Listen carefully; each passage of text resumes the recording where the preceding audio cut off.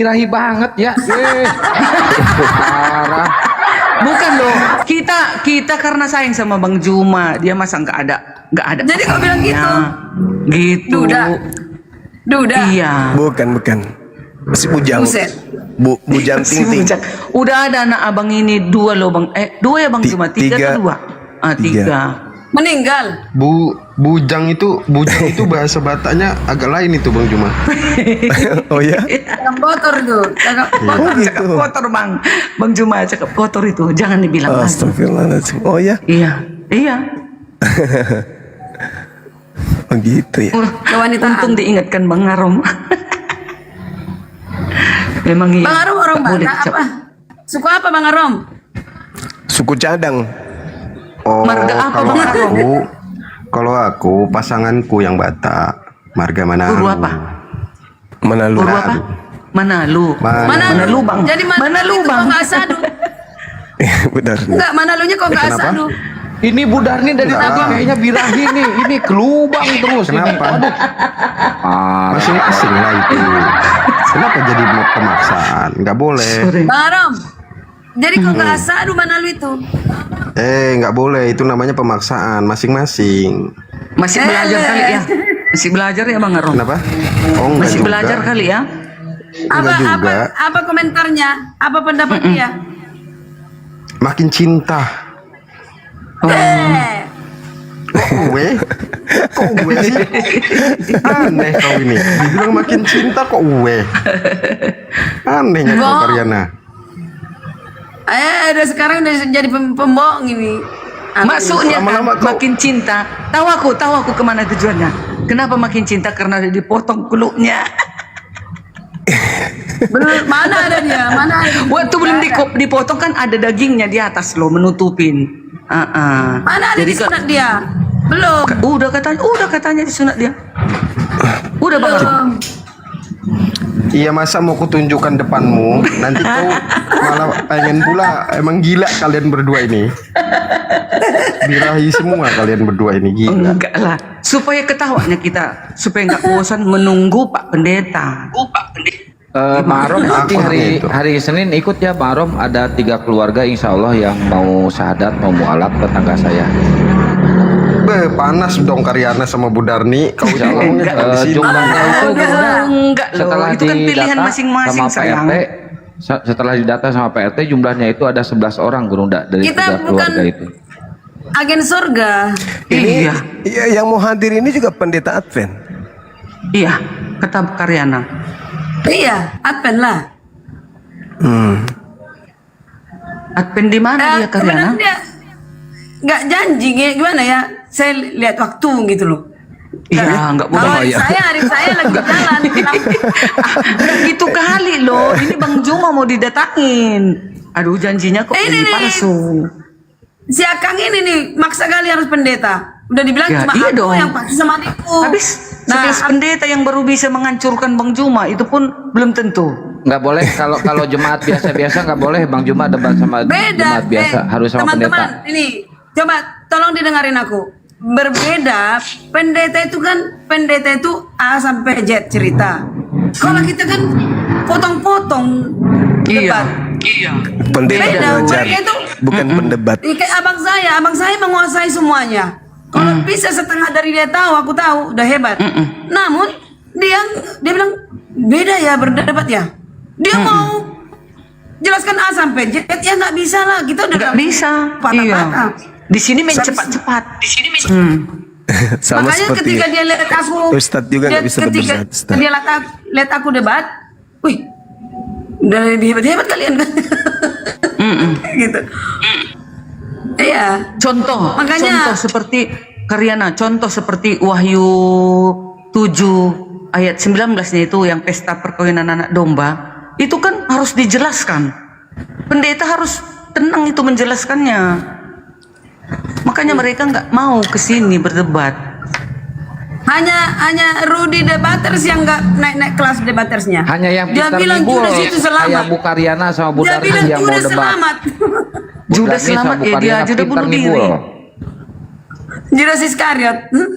Iya, kan bunuh diri dia. Mana ada masuk surga orang yang bunuh diri? Bu Karyana. Ya. Bu, mau tanya sih Bu. Bu Karyana kan pernah bilang ada 2 tahta, berarti 2 Tuhan, Tuhan Anak dan Tuhan Bapa, gitu ya? Ku mute bah. Ya, Bu Karyana ya. Betul ya? Jangan ditanya semua. Letak aja situ. Besok cuci. Betul ya, Bu Karyana ya? Ya gimana? Ago, ya Mang Tahe. Masa ngulang Ini ada lagi anggota saya? aku nih. Letak piringnya aja nggak tahu di mana. Di mana? Kan Bu Karyana kan pernah bilang ada 2 tahta, yaitu Anak dan Bapa. Jadi Tuhan Anak dan Tuhan Bapa gitu kan. Jadi ada 2 Tuhan. Wah, bodoh lah. Tapi Tuhan yang satunya menaklukkan dirinya, Dinda Arom. Betul, Kisah Para Rasul 2 ayat 22, segala yang dilakukan oleh Yesus adalah kehendak Bapa. Yang bagus itu yang ini, yang 1 Korintus 15 nomor 28. Surat Paulus pula di bawah. Paulus yang mengatakan itu kan. Beliau mengatakan tetapi kalau segala sesuatu telah ditaklukkan di bawah Kristus, maka Kristus sendiri sebagai anak akan menaklukkan dirinya di bawah Dia yang telah menaklukkan segala sesuatu di bawah, supaya Allah menjadi semua di dalam semua. Jadi Yesus hilang, lenyap dia. Jadi gini, Bu Karyana ya, izin Tinggal berdoa. Allah saja. Hilang Yesus. Saya tertarik sebenarnya Bu Karyana diskusi sama Pak Rahmat. Bisa undang Pak Rahmat enggak? Iya, ntar lagi datang. Oke. Saya itu mau bertanya tentang Melkisedek adalah Yesus. Saya masih penasaran itu Bu Karyana. Di mana data Melkisedek itu adalah Yesus? Oke. Jadi Secara analoginya gini, Bang Arom. Enggak. Jangan dulu analogi ya. Saya tuh pengen diskusi itu data baru penjelasan Bu Karyana. Jangan penjelasan dulu baru data. Menurut saya terlalu wasting time, ngabisin waktu kita aja untuk ngoceh gitu loh. Jadi kalau ada data enak, data yang ditunjukkan baru penjelasan. Karena gini Bu Karyana, ketika murid-murid Yesus berkata bahwasanya, "Guru, kapankah tanda-tanda kedatanganmu yang kedua kalinya?" Berarti murid itu tahu bahwa Yesus itu baru sekali itu datang di hadapan mereka. Habis itu minta bukti. Apa buktinya dia datang kedua kalinya? Jadi kalau bilang Melkisedek itu adalah Yesus, berarti pernah datang sebelumnya Yesus itu gitu loh. Nah, data itu nggak make sense dengan ucapannya murid-murid Yesus yang mengetahui bahwa Yesus itu memang datang hanya 2 kali. Gitu loh. Itu sih Bu Karyana. Oke. Yang saya penasaran itu Bu Karyana ini melebihi murid-muridnya Yesus taunya gitu. Sedangkan muridnya Yesus taunya datang 2 kali. Gitu loh. Aneh gitu. Baik. Boleh ku Aneh jawab? aja. Boleh ku jawab melalui dalil? Silakan. Boleh ku jawab? Silakan. Ini bahkan di perjanjian baru loh. Di perjanjian baru ya, di Ibrani 7 ayat 1, ya kan? Tertulis siapa Melkisedek itu? Ah, ini dia Pak Ringo nih. Udah datang adik saya. Selamat malam itu. Ya, selamat malam. Kedengaran-kah suaraku? Kedengaran. Ah, ini dengar nggak dibilang Pak Arom tadi mau bertemu dengan itu tentang Melkisedek itu. Ini dulu sedikit dulu ya. Nanti ke tema mana tema tadi? Dia dengar. Iya. Saya baca dulu sedikit ini ya. Ya, Saya baca silakan. dulu di apa saya. Bentar. Sebab Melkisedek adalah Raja Salem dan Imam Allah yang Maha Tinggi. Ia pergi menyongsong Abraham ketika Abraham kembali dan mengalahkan raja-raja dan memberkati dia. Siapakah Imam Raja Salem? Tidak ada Raja Salem. Dan Imam Allah, Imam Elohim, nggak ada. Kalau tidak anaknya. Nah, nanti lebih detailnya kita bahas kemudian. Oh enggak itu asumsi. Itu asumsi enggak secara eksplisit. Loh. Enggak eksplisit menulis Memang harus Nama kamu baca Yesus. keseluruhan, nggak ada tertulis. eksplisit. Nggak ada dibilang Melkisedek ala Yesus, nggak ada. Pakai iman. Ya. Kenapa ditambahkan Ya. gitu loh? Bukan pakai iman. Berarti nya nggak.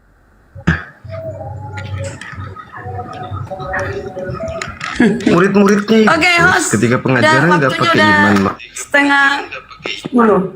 Hampir Kita jam mau bahas 10. yang mana nih? Ini penggenapan Taurat dan Quran.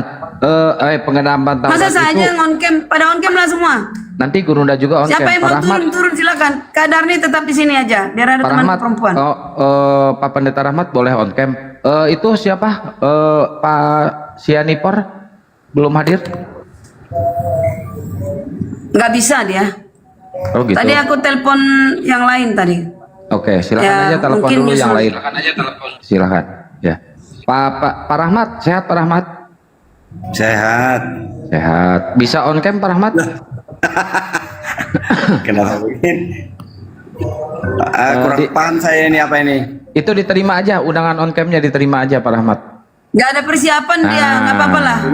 Ini nih. Woi, kayak ini ya mirip siapa namanya itu?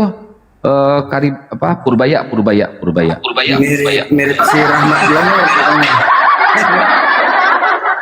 Mirip Pak Pendeta Rahmat Silingo-ringo. Udah tahu Yang juga, muslim udah yang tahu. lainnya jangan minta naik dulu ya, nanti berat Ganteng ininya. juga Pak Pendeta kami nih ya. Si sweet. Jadi budahnya dari Mirip aku, tadi kan? birahi terus. katanya. Si rambut pirang. Birahi terus dari tadi. Oke Bang Juma, silakan boleh on cam. Gus Miftah, udah monitor Gus Miftah? Ya monitor. Iya, silakan Gus Miftah on cam dan timernya disiapkan. Moderator di Muslim Gus Miftah dan di Kristen Bu Karyana sambil nunggu pendeta satu lagi. Kita tunggu diskusi Bang Juma lawan Pak Pendeta Rahmat Siringo-ringo dengan tema penggenapan Taurat itu di PB atau di Al-Quran. Itu Gus Miftah. Apa dulu Gus Miftah? Selanjutnya saya serahkan ke Gus Miftah. Oke, Assalamualaikum warahmatullahi wabarakatuh. Ikhwan fillah semua Gurunda semuanya. Waalaikumsalam warahmatullahi wabarakatuh. Iya. Alhamdulillahilladzi khalaqal insan fi ahsani taqwim. Asyhadu an la ilaha illallah wa asyhadu anna Muhammadar Rasulullah. Alladzi kunya bi abil qasim. Allahumma sholli wa sallim wa barik ala sayyidina Muhammad wa ala alihi wa ashabihi ajma'in. Oke, ikhwan fillah, tanpa mengurangi rasa hormat saya kepada Gurunda, alhamdulillah ya, pada malam ini sekaligus menjemput 10 hari malam 10 hari yang kedua atau pertengahan, kita akan mengadakan diskusi lintas agama, yaitu antara Islam dan Kristen ya, dengan temanya penggenapan Taurat, apakah ada di Perjanjian Baru ataukah di Al-Qur'anul Karim ya. Kita pakai timer ya. Ini Bang Kian Santang pakai timer. Iya, pakai timer. Waktunya disepakati aja Gus Miftah sama Gurunda sama Pak Pendetanya. Gimana Gurunda dengan ini Pak Pendeta? Prolog dulu, prolog 3 menit ya, biar nggak kelamaan. Prolog 3 menit. Saya ini baru tiba dan baru tak dikasih tahu barusan itu judulnya itu. Judulnya aja saya belum paham nih. PB. Penggenapan Taurat PB. Apa itu Ya. PB? Perjanjian baru. Penggenapan. Jadi penggenapan Taurat apakah ada di dalam Perjanjian Baru ataukah ada di dalam Al-Qur'anul Karim? Itu tema. Diralat dulu. Pertama Silakan, Gurunda. Pak Pendeta. Tema kita itu kan agama Kristen dan Islam ini kan dua agama besar yang sering berdampingan dalam hal kajian-kajian. Dua agama siar yang senantiasa mengajak kepada manusia di luar agama kita untuk mengenal agama kita agar mereka bisa tertarik ketika mereka mendapatkan kebenaran di dua agama ini. Maksud saya gini, tema ini mengulas tentang cakupan setelah Taurat itu selayaknya bagi manusia hidup di bumi ini petunjuk berikutnya adalah Al-Quran ataukah Perjanjian Baru. Karena orang Yahudi dalam hal ini Yudaism, mereka memiliki kitab Tanak, di antaranya Torah, dan di situ mereka tidak menggunakan perjanjian baru. Artinya kalau dalam Islam, orang Yahudi itu adalah bangsa pilihan, mereka menerima sebuah kitab bernama Torah, dan di situ mereka tidak menerima kitab-kitab perjanjian baru. Perjanjian baru ini muncul nanti di luar daripada penganut agama Yudaism. Jauh daripada itu, kurang lebih 7 abad kemudian, ya, dinusulkanlah Al-Quranul Karim sebagai petunjuk. Nah, Bible perjanjian baru juga adalah petunjuk. Maka sejatinya yang kita ingin bahas di sini dengan pendeta adalah setelah Torah, selayaknya yang menjadi penuntun manusia itu perjanjian baru apa Al-Quran. Seperti itu. Oh iya. Gimana Pak Pendeta? Sudah paham ya Pak Pendeta ya? Ya, udah. Oke, mungkin mohon izin ya Gurunda. Mungkin prolog di antara Muslim dan juga Kristen 3 menit, kemudian saling menjabarkan, kemudian menanggapi, dan selanjutnya mungkin TikTokan ya, Bang Juma ya, Gurunda ya. Iya. Oke, kita langsung mulai saja ya, karena sudah malam dan saya yakin teman-teman yang di bawah juga sudah menunggu, baik dari Muslim maupun Kristen, supaya mudah-mudahan diskusi ini bisa mengedukasi semuanya ya, baik dari pihak Muslim maupun dari pihak Kristen. Kita mulai dari pihak Muslim untuk memaparkan, yaitu dari Gurunda kita Bang Zuma, pemaparan tentang bagaimana penggenapan Taurat ini di Al-Quranul Karim. Silakan Gurunda, waktu 3 menit ya, kita mulai dari sekarang.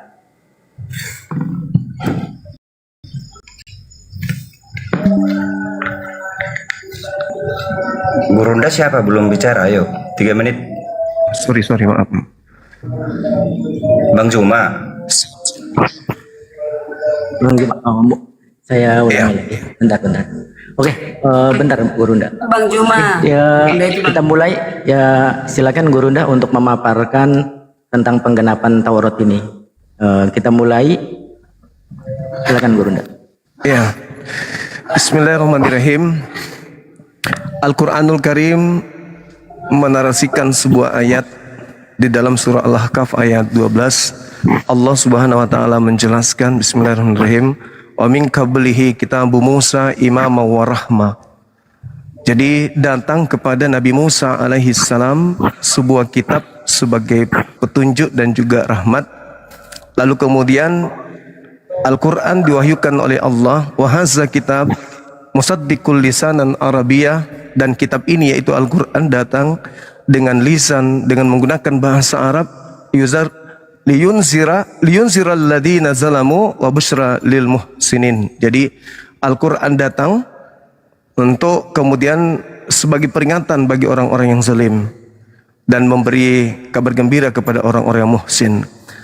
Jadi ketika Al-Quran itu diwahyukan, Allah Subhanahu wa taala menjelaskan bahwa telah datang kepada manusia Al-Quran untuk menjelaskan Taurat, di mana hal ini apa yang dimaksud dalam kaidah-kaidah yang muncul di dalam Al-Quranul Karim itu adalah sebuah informasi akhir bahwasanya pada masa lampau, pada Nabi Musa dan bahkan kepada Nabi Isa dalam kaitan hal ini, Yesus dalam pandangan saudara Kristen itu sudah menyampaikan akan datangnya kemudian baginda Rasulullah Muhammad sallallahu alaihi wasallam. Jadi ketika telah datang Nabi Musa, lalu kemudian datang Nabi Isa dalam cakupan Yesus dalam pandangan saudara kami Kristen, terakhir datanglah kemudian baginda Rasulullah Muhammad sallallahu alaihi wasallam sebagai pelengkap dari semua ajaran yang ada, kan gitu. Nah, jadi Nabi Muhammad, lalu kemudian mundur ke belakang Nabi Isa, lalu mundur Nabi Musa alaihissalam. Sehingga tidak ada ruang bagi Paulus untuk duduk di sana sebagai pelanjut daripada ajaran Musa, ajaran Isa atau ajaran Yesus. Paulus ini adalah tokoh yang tidak masuk di dalam kategori pembawa pesan kepada manusia untuk sampai kepada keselamatan. Saya kira begitu sebagai pembuka. Maaf saya terganggu dengan telepon anak saya ini. Silakan diambil alih dulu. Oke, Masya Allah. Terima kasih Gurunda. Sekarang prolog dari pihak Kristen yaitu Pak Pendeta. Kita waktu dipersilakan 3 menit dari sekarang. Silakan Pak Pendeta, kita mulai. Baik, terima kasih. Menurut judul ini, penggenapan Taurat itu apakah perjanjian baru atau Al-Quran? Berarti saya harus baca semua Al-Quran. Sebaliknya, saudara-saudara yang Muslim harus baca semua itu perjanjian baru. Dan mengetahui dulu, Taurat itu apa? Apakah semua kita mengerti Taurat di sini? Atau nanti saya akan tanyakan kepada pihak Muslim, Taurat itu apa saja? Jadi saya bisa katakan setelah saya membaca sebagian, mungkin belum semua, sebagian Al-Quran, bahwa sumber-sumber yang diperoleh cara penulisan Al-Quran itu adalah berdasarkan ingatan. Waktu kira-kira abad keempat belum ada tulisan Arab. Di abad ke-7 mulai ada tulisan Arab, tetapi tidak digemari banyak orang karena terlalu banyak orang yang tidak bisa membaca. Di abad ke-7 lah dituliskan itu, mungkin abad ke-6 ya Muhammad ya, abad ke-7 dituliskan. Jadi semua yang ada pernah mereka rekam di dalam pikirannya itu yang dituliskan. Dan asal usulnya itu adalah tulisan Musa 1400 tahun sebelum Yesus lahir. Tahun kira-kira 2500 sebelum Masehi, disitulah Musa menulis. Apa yang ditulis Musa semua itu adalah hukum Taurat. Hukum-hukum Taurat. Hukum Taurat itu sebahagian ditambahi dengan adat istiadat mereka. Sehingga di perjanjian baru ada yang banyak dibuang itu adat istiadat itu. Tidak sesuai dengan adat istiadat surga. Setelah ditelusuri para ahli agama menelusuri bahwa dipilahlah itu mana yang adat istiadat buatan manusia dan mana yang berasal dari Tuhan, sehingga dituliskanlah itu di dalam perjanjian lama. Atau menurut saya sendiri, saya nggak suka pakai perjanjian lama, namanya kitab para nabi, kemudian kitab para rasul. Jadi kitab perjanjian lama itu saya ganti menjadi kitab para nabi, sedangkan perjanjian baru kitab para rasul. Rasul adalah orang yang diajar langsung oleh Yesus. Jadi jelas berkesinambungan mulai dari hukum Taurat yang dicatat Musa secara detail, berkesinambungan kepada ajaran Yesus yang memperbaiki, menyempurnakan hukum Taurat itu. Jadi apakah semua Kristen memahami ini, bahwa Tuhan Yesus memperkuat lagi hukum Taurat itu, bahkan menambahkan lagi. Kenapa dia punya wewenang untuk menambahkan itu? Karena sumbernya dari dia sendiri. Jadi hukum Taurat sebelum ada di dunia, Yesus sudah membuat itu di sorga, tetapi dicicil-cicil memberikannya ke dunia sesuai dengan kemampuan manusia untuk menerimanya. Karena kalau dikasih semua secara sekaligus, kemampuan manusia tidak sanggup menerimanya dan tidak relevan. Tidak relevan dengan keadaan pada saat itu. Jadi ada tahap-tahapnya, kebenaran itu terbuka. Oke, waktunya habis Pak Pendeta untuk prolog. Ya, jadi saya kekurangan waktu ya. Iya. Artinya kalau membahas nanti kita di sesi banyak. ini. Ya, ini kan prolog Pak Pendeta. Ini baru prolog. Nanti kita di sesi diskusi. Ini kita mulai untuk sesi yang kedua, kita mulai diskusi. Tadi itu prolog untuk menyampaikan sisi pendapat dari Muslim maupun dari Kristen. Ini baru prolog Pak Pendeta. Nah ini sesi yang kedua, kita mulai diskusi atau debatnya untuk saling memberikan hujah masing-masing dengan waktu 5 menit, nanti ditanggapi oleh Pak Pendeta. Itu Maaf, apa arti hujah? Saya nggak tahu. Hujah itu pendapat. Oh, kukira hujah. Hujah, iya. Hujah itu artinya pendapat dan juga argumentasi untuk memberikan tekanan dari dalil-dalil yang ada, baik dalil dari Muslim ke Kristen maupun ke Kristen ke Muslim. Silakan Gurunda, kita mulai dari waktu sekarang, nanti ditanggapi. Silakan Gurunda, dimulai dari sekarang 5 menit. Siap. Bismillahirrahmanirrahim. Al-Quranul Karim menjelaskan dalam surah Al-Muzammil di ayat 15 dan juga 16, di situ dikatakan bahwasanya Allah Subhanahu wa taala mengutus seorang nabi yang sama seperti Nabi Musa alaihissalam. Dikatakan di dalamnya bahwasanya sesungguhnya aku telah mengutus seorang rasul yaitu Nabi Muhammad kepada kalian yang menjadi saksi terhadapmu sebagaimana aku Allah telah mengutus Nabi Musa alaihissalam kepada kaumnya, khususnya kepada Fir'aun. Nah, itu ditemukan data di dalam Ulangan 18. Di situ dikatakan aku akan mengutus seorang nabi yang sama seperti Musa.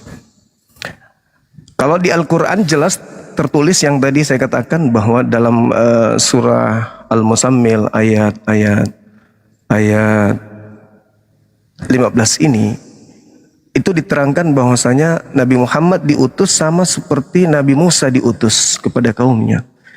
Dan nanti mohon penjelasan dari Pak Pendeta yang pasti pakar dalam bidang Bible. Ada nggak kemudian di dalam pengakuan perjanjian baru bahwa Nabi yang sama seperti Musa itu adalah Yesus? Itu yang pertama. Kemudian rangkaian kedua, saya membaca di dalam Yohanes 1 bagaimana Yohanes Pembaptis ini dianggap sebagai Elia. Lalu kemudian Yesus itu dianggap sebagai Kristus atau Mesias. Dan yang terakhir adalah Nabi yang akan datang.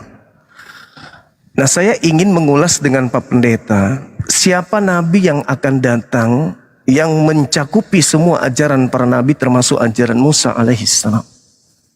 Ini penting untuk kita kaji lebih dalam.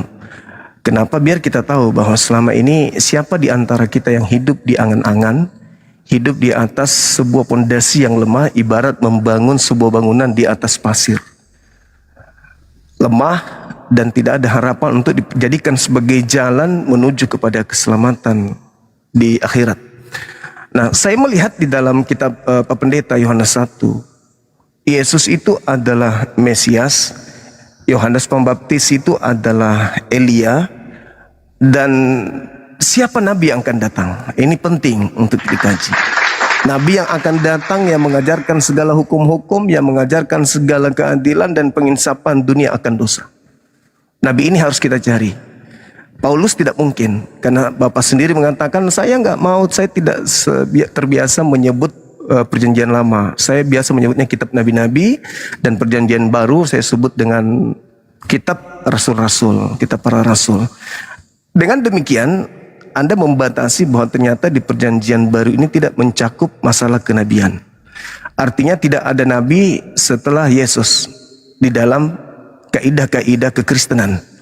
Nah, sedangkan ada 3 yang ditunggu oleh orang Yahudi. Yang pertama adalah Elia, yang kedua adalah Mesias, dan yang ketiga adalah Nabi yang akan datang. Nah, seorang pendeta pasti sudah belajar ini. Saya tidak mengharapkan seorang pendeta yang ganteng seperti ini pun tidak mengerti materi ini. Jadi, dengan datangnya Nabi ini, beliaulah yang menyempurnakan segala pengajaran nabi-nabi termasuk Taurat. Saya simpulkan sekali lagi, Yohanes Pembaptis adalah Elia, kemudian Yesus adalah Mesias yang ditunggu, dan Nabi yang akan datang. Nabi yang akan datang ini yang kita harus upas tuntas siapa beliau. Dan saya minta pendeta dalam hal ini jujur mengakui. Kenapa? Karena kalau kita lihat di dalam Yohanes 1, Pak, pada keesokan harinya Yohanes melihat Yesus datang, lalu dia mengatakan, lihatlah, ini adalah anak domba Elohim. Tapi sebelum itu, Yohanes ini sendiri itu dikira bahwa dia itu adalah Elia. Nah, di ujung pengajaran Yesus, Yesus menjelaskan bahwa betul Yohanes Pembaptis ini adalah memang Elia. Dan Mesias itu adalah akulah dia. Lalu Nabi yang akan datang siapa? Yesus lagi? Oh, itu nggak mungkin. Itu nggak mungkin. Nabi yang akan datang ini yang harus kemudian kita ulas untuk menggenapi Taurat sebagai pengajaran yang datang kepada sekelompok kaum saja. Sedangkan manusia bukan hanya Bani Israel, manusia lain butuh pengajaran yang universal. Demikian. Oke, terima kasih. Ya, terima kasih Bu Runda. Oke, silakan buat Pak Pendeta untuk menanggapi, silakan dari pertanyaan maupun barangkali ada pertanyaan dari Kekristen, silakan. Kami sediakan waktunya selama 5 menit ya Pak Pendeta. Saya riset dulu. Dimulai dari sekarang, silakan Pak Pendeta untuk menanggapinya. Baik, terima kasih. Saya tidak membuang-buang waktu lagi. Taurat saja tidak lengkap di Al-Quran. Bagaimana mereka mau mengetahui kelanjutannya? Hukum Taurat yang mendetail itu ada di dalam Alkitab. 53.000 ayat dibandingkan dengan 6.666 ayat. 6 kali lipat. Jadi di sini di Perjanjian Lama ini, di kitab para nabi ini, jelas dan rinci semua mengenai Taurat. Bagaimana mempersoalkan kegenapan dari Taurat sedangkan Taurat saja tidak diketahui dengan lengkap. Baik. Siapa tahu mereka ingin tahu, saya akan jelaskan. Nabi yang dimaksud itu, di Alkitab pun ada dituliskan itu, akan ada nabi dari antara saudaramu seperti Musa. Dari antara saudaramu, bukan nabi dari luar Israel. Saudaramu, itu satu. Lalu kemudian hari, dikira ini, karena menurut pemaham Al-Quran, dikira ini nabi ini seseorang saja. Bukan, ada banyak lagi Bang Juma. Ada Daud, ada Joshua, ada Daud, ada hakim-hakim. Di sini banyak nabi. Kemudian ada Samuel, kemudian ada Tawarik, ada Ezra, Nehemia, Esther, Ayub, kemudian Yesaya, Yeremia, Yehezkel, Daniel, Hosea, Joel, Amos, Obadya, kemudian Yunus, Mika, dan seterusnya sampai Maliaki. Ada banyak nabi yang menggenapi dari nubuatan itu. Nubuatan artinya dituliskan untuk masa depan. Ada banyak nabi lagi, jadi bukan satu. Setelah dituliskan itu kepada Musa, Musa tuliskan itu, digenapilah itu oleh beberapa nabi, masih banyak. Nah, kemudian saya mau bertanya, apa yang dilakukan Musa mengenai memberikan korban bakaran, korban persembahan, domba disembelih, itu ajaran dari surga. Di Alkitab jelas dikatakan, buatlah seperti apa yang kamu lihat di surga. Buatlah bait kudus, terbagi dua, bilik yang maha suci dan bilik yang suci. Maka dipersembahkanlah domba, dibuatlah seperti aturan-aturan dari surga. Persembahkanlah domba itu. Sebab dengan cara demikian bisa mengampuni dosa. Tidak ada cara lain untuk mengampuni dosa kecuali persembahan domba. Ini dilakukan sejak zaman Adam jatuh ke dalam dosa. Dilakukan ini, persembahan-persembahan untuk pengampunan dosa ini, 4.000 tahun lamanya sampai Yesus lahir. 4.000 tahun lamanya mereka mempersembahkan korban. Jadi mohon maaf, tidak ada di orang-orang tertentu berhenti di situ korban, kecuali setelah Yesus disalibkan tahun 33. Tahun 33 disalibkan, berhentilah korban. Tidak ada lagi. Apa buktinya bahwa berhenti korban? Itu tirai yang di bilik maha suci yang ada di Yerusalem terbelah dua, robek dengan sendirinya. Yang merobek itu adalah malaikat surga, menandakan bahwa tidak perlu lagi kalian melakukan hukum-hukum Taurat, yaitu korban. Korban yang sesungguhnya adalah Yesus Kristus yang telah mati di dalam kayu salib. Jadi 4.000 tahun yang kalian lakukan itu adalah korban bayangan. Inilah korban yang sesungguhnya. Berikutnya setelah Yesus tidak pernah lagi melakukan korban. Jadi Yesus menggenapi hukum Taurat, yaitu mengenai korban-korban sembelihan. Jadi hari Grafirat di dalam Israel sekali setahun dikumpulkan semua domba-domba yang sudah disembeli itu, darahnya dipercik di dalam tirai di bilik maha suci itu dihapuskan, dicucilah itu semua dalam hari Grafirat. Artinya disitulah hari penghapusan dosa. Jadi dosa-dosa yang selama setahun sudah dimasukkan di dalam bilik maha suci, dihapuskanlah itu dalam hari Grafirat. Nah, yang paling penting di sini umat Kristen harus tahu, penyucian hari Grafirat itu berasal dari surga. Yang melakukan itu hanya Yesus Kristus sendiri, masuk ke bilik yang maha suci, memulai pengadilan kepada orang mati di surga pada tanggal 22 Oktober 1844 sampai ke depan. Artinya dosa-dosa orang mati mulai dari zaman Adam sampai ke depan.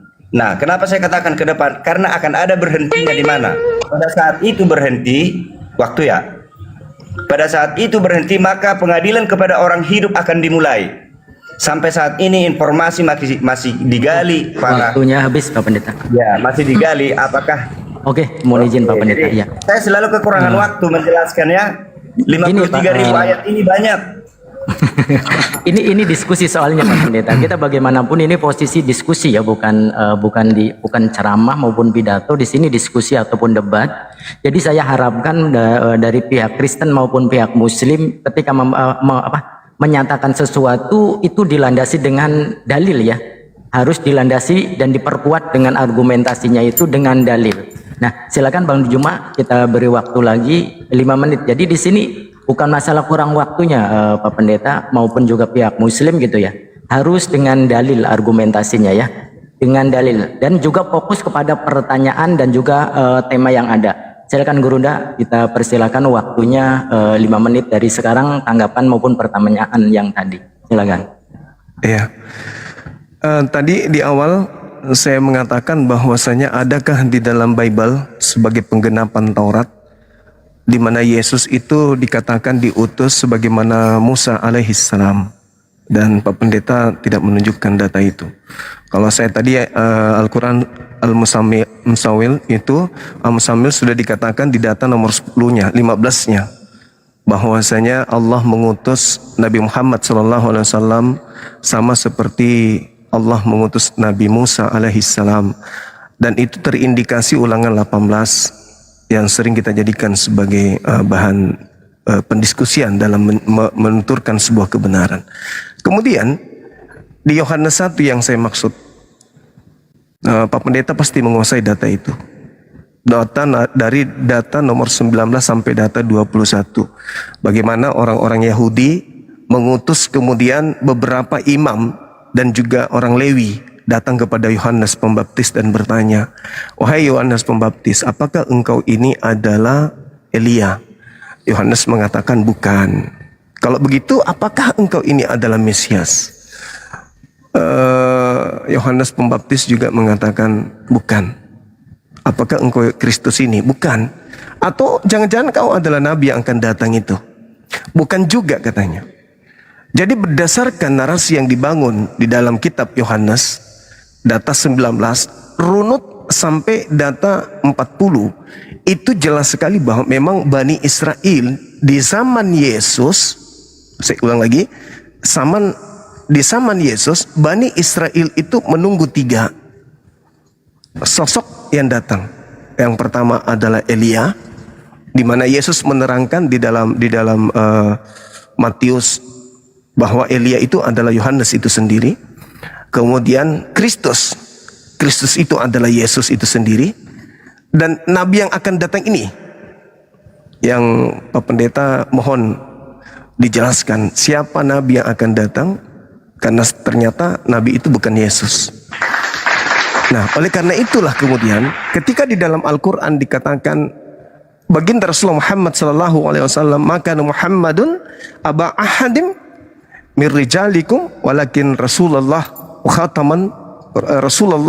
khataman nabiyyin." Beliau itu adalah rasul utusan Allah dan penutup para nabi. Wa kana Allahu bikulli syai'in alima. Dan Allah mengetahui segala sesuatu. Jadi Islam datang dengan Al-Qur'annya ini sebagai penutup ajaran para nabi. Dengan data yang saya bawa ya, Al-Qur'an surah Al-Ahzab ayat 40 tadi, Nabi Muhammad dikatakan rasul dan penutup para nabi. Nah, setelah Nabi Muhammad ini datang, seruan kepada Bani Israel, "Qad ja'akum rasuluna yubayyinu lakum." Ada nabi yang datang kepada kalian wahai ahli kitab, yaitu Nabi Muhammad SAW datang dengan membawa Al-Quran sebagai petunjuk. Al-Quran sebagai petunjuk, Islam sebagai jalan keselamatan. Nah, ini diterangkan. Jadi saya tidak ingin egois di sini membahas tentang Islam, bagaimana Nabi Muhammad diutus, wa ma arsalnaka illa rahmatan lil alamin. Saya nggak mau ke situ. Tapi saya ingin berpaku kepada pengetahuan Pak Pendeta tentang Nabi yang akan datang ini. Dan itu diucapkan zaman Yesus. Belum lagi kalau kita membaca Kisah Para Rasul 3, 22 sampai 23 atau 21, 22, 23. Bukankah di dalam Taurat akan diutus seorang nabi yang sama seperti Musa? Barang siapa yang tidak mendengarkan nabi tersebut akan dibasmi dari umat kita. Nah, yang terjadi pada zaman Yesus sebagai Kristus atau Mesias, dia yang dibasmi, dia yang dilenyapkan, dia yang dihilangkan. Lalu mana nabi yang ketika ajarannya tidak didengarkan, maka dia akan dilenyapkan. Sebagaimana data yang ada di Ulangan 18, 19, barang siapa yang tidak mendengarkan ucapan yang kuperintahkan kepada nabi tersebut, maka aku akan memintai pertanggungjawab kepadanya. Nah, jadi Pak Pendeta mohon, sekali lagi saya katakan, siapa nabi yang akan datang yang melengkapi ajaran Torah? Kalau Bapak masih mengatakan, oh, di kitab kami banyak ayat, Pak, percuma banyak ayat, karena semua dibatalkan oleh Paulus. Demikian.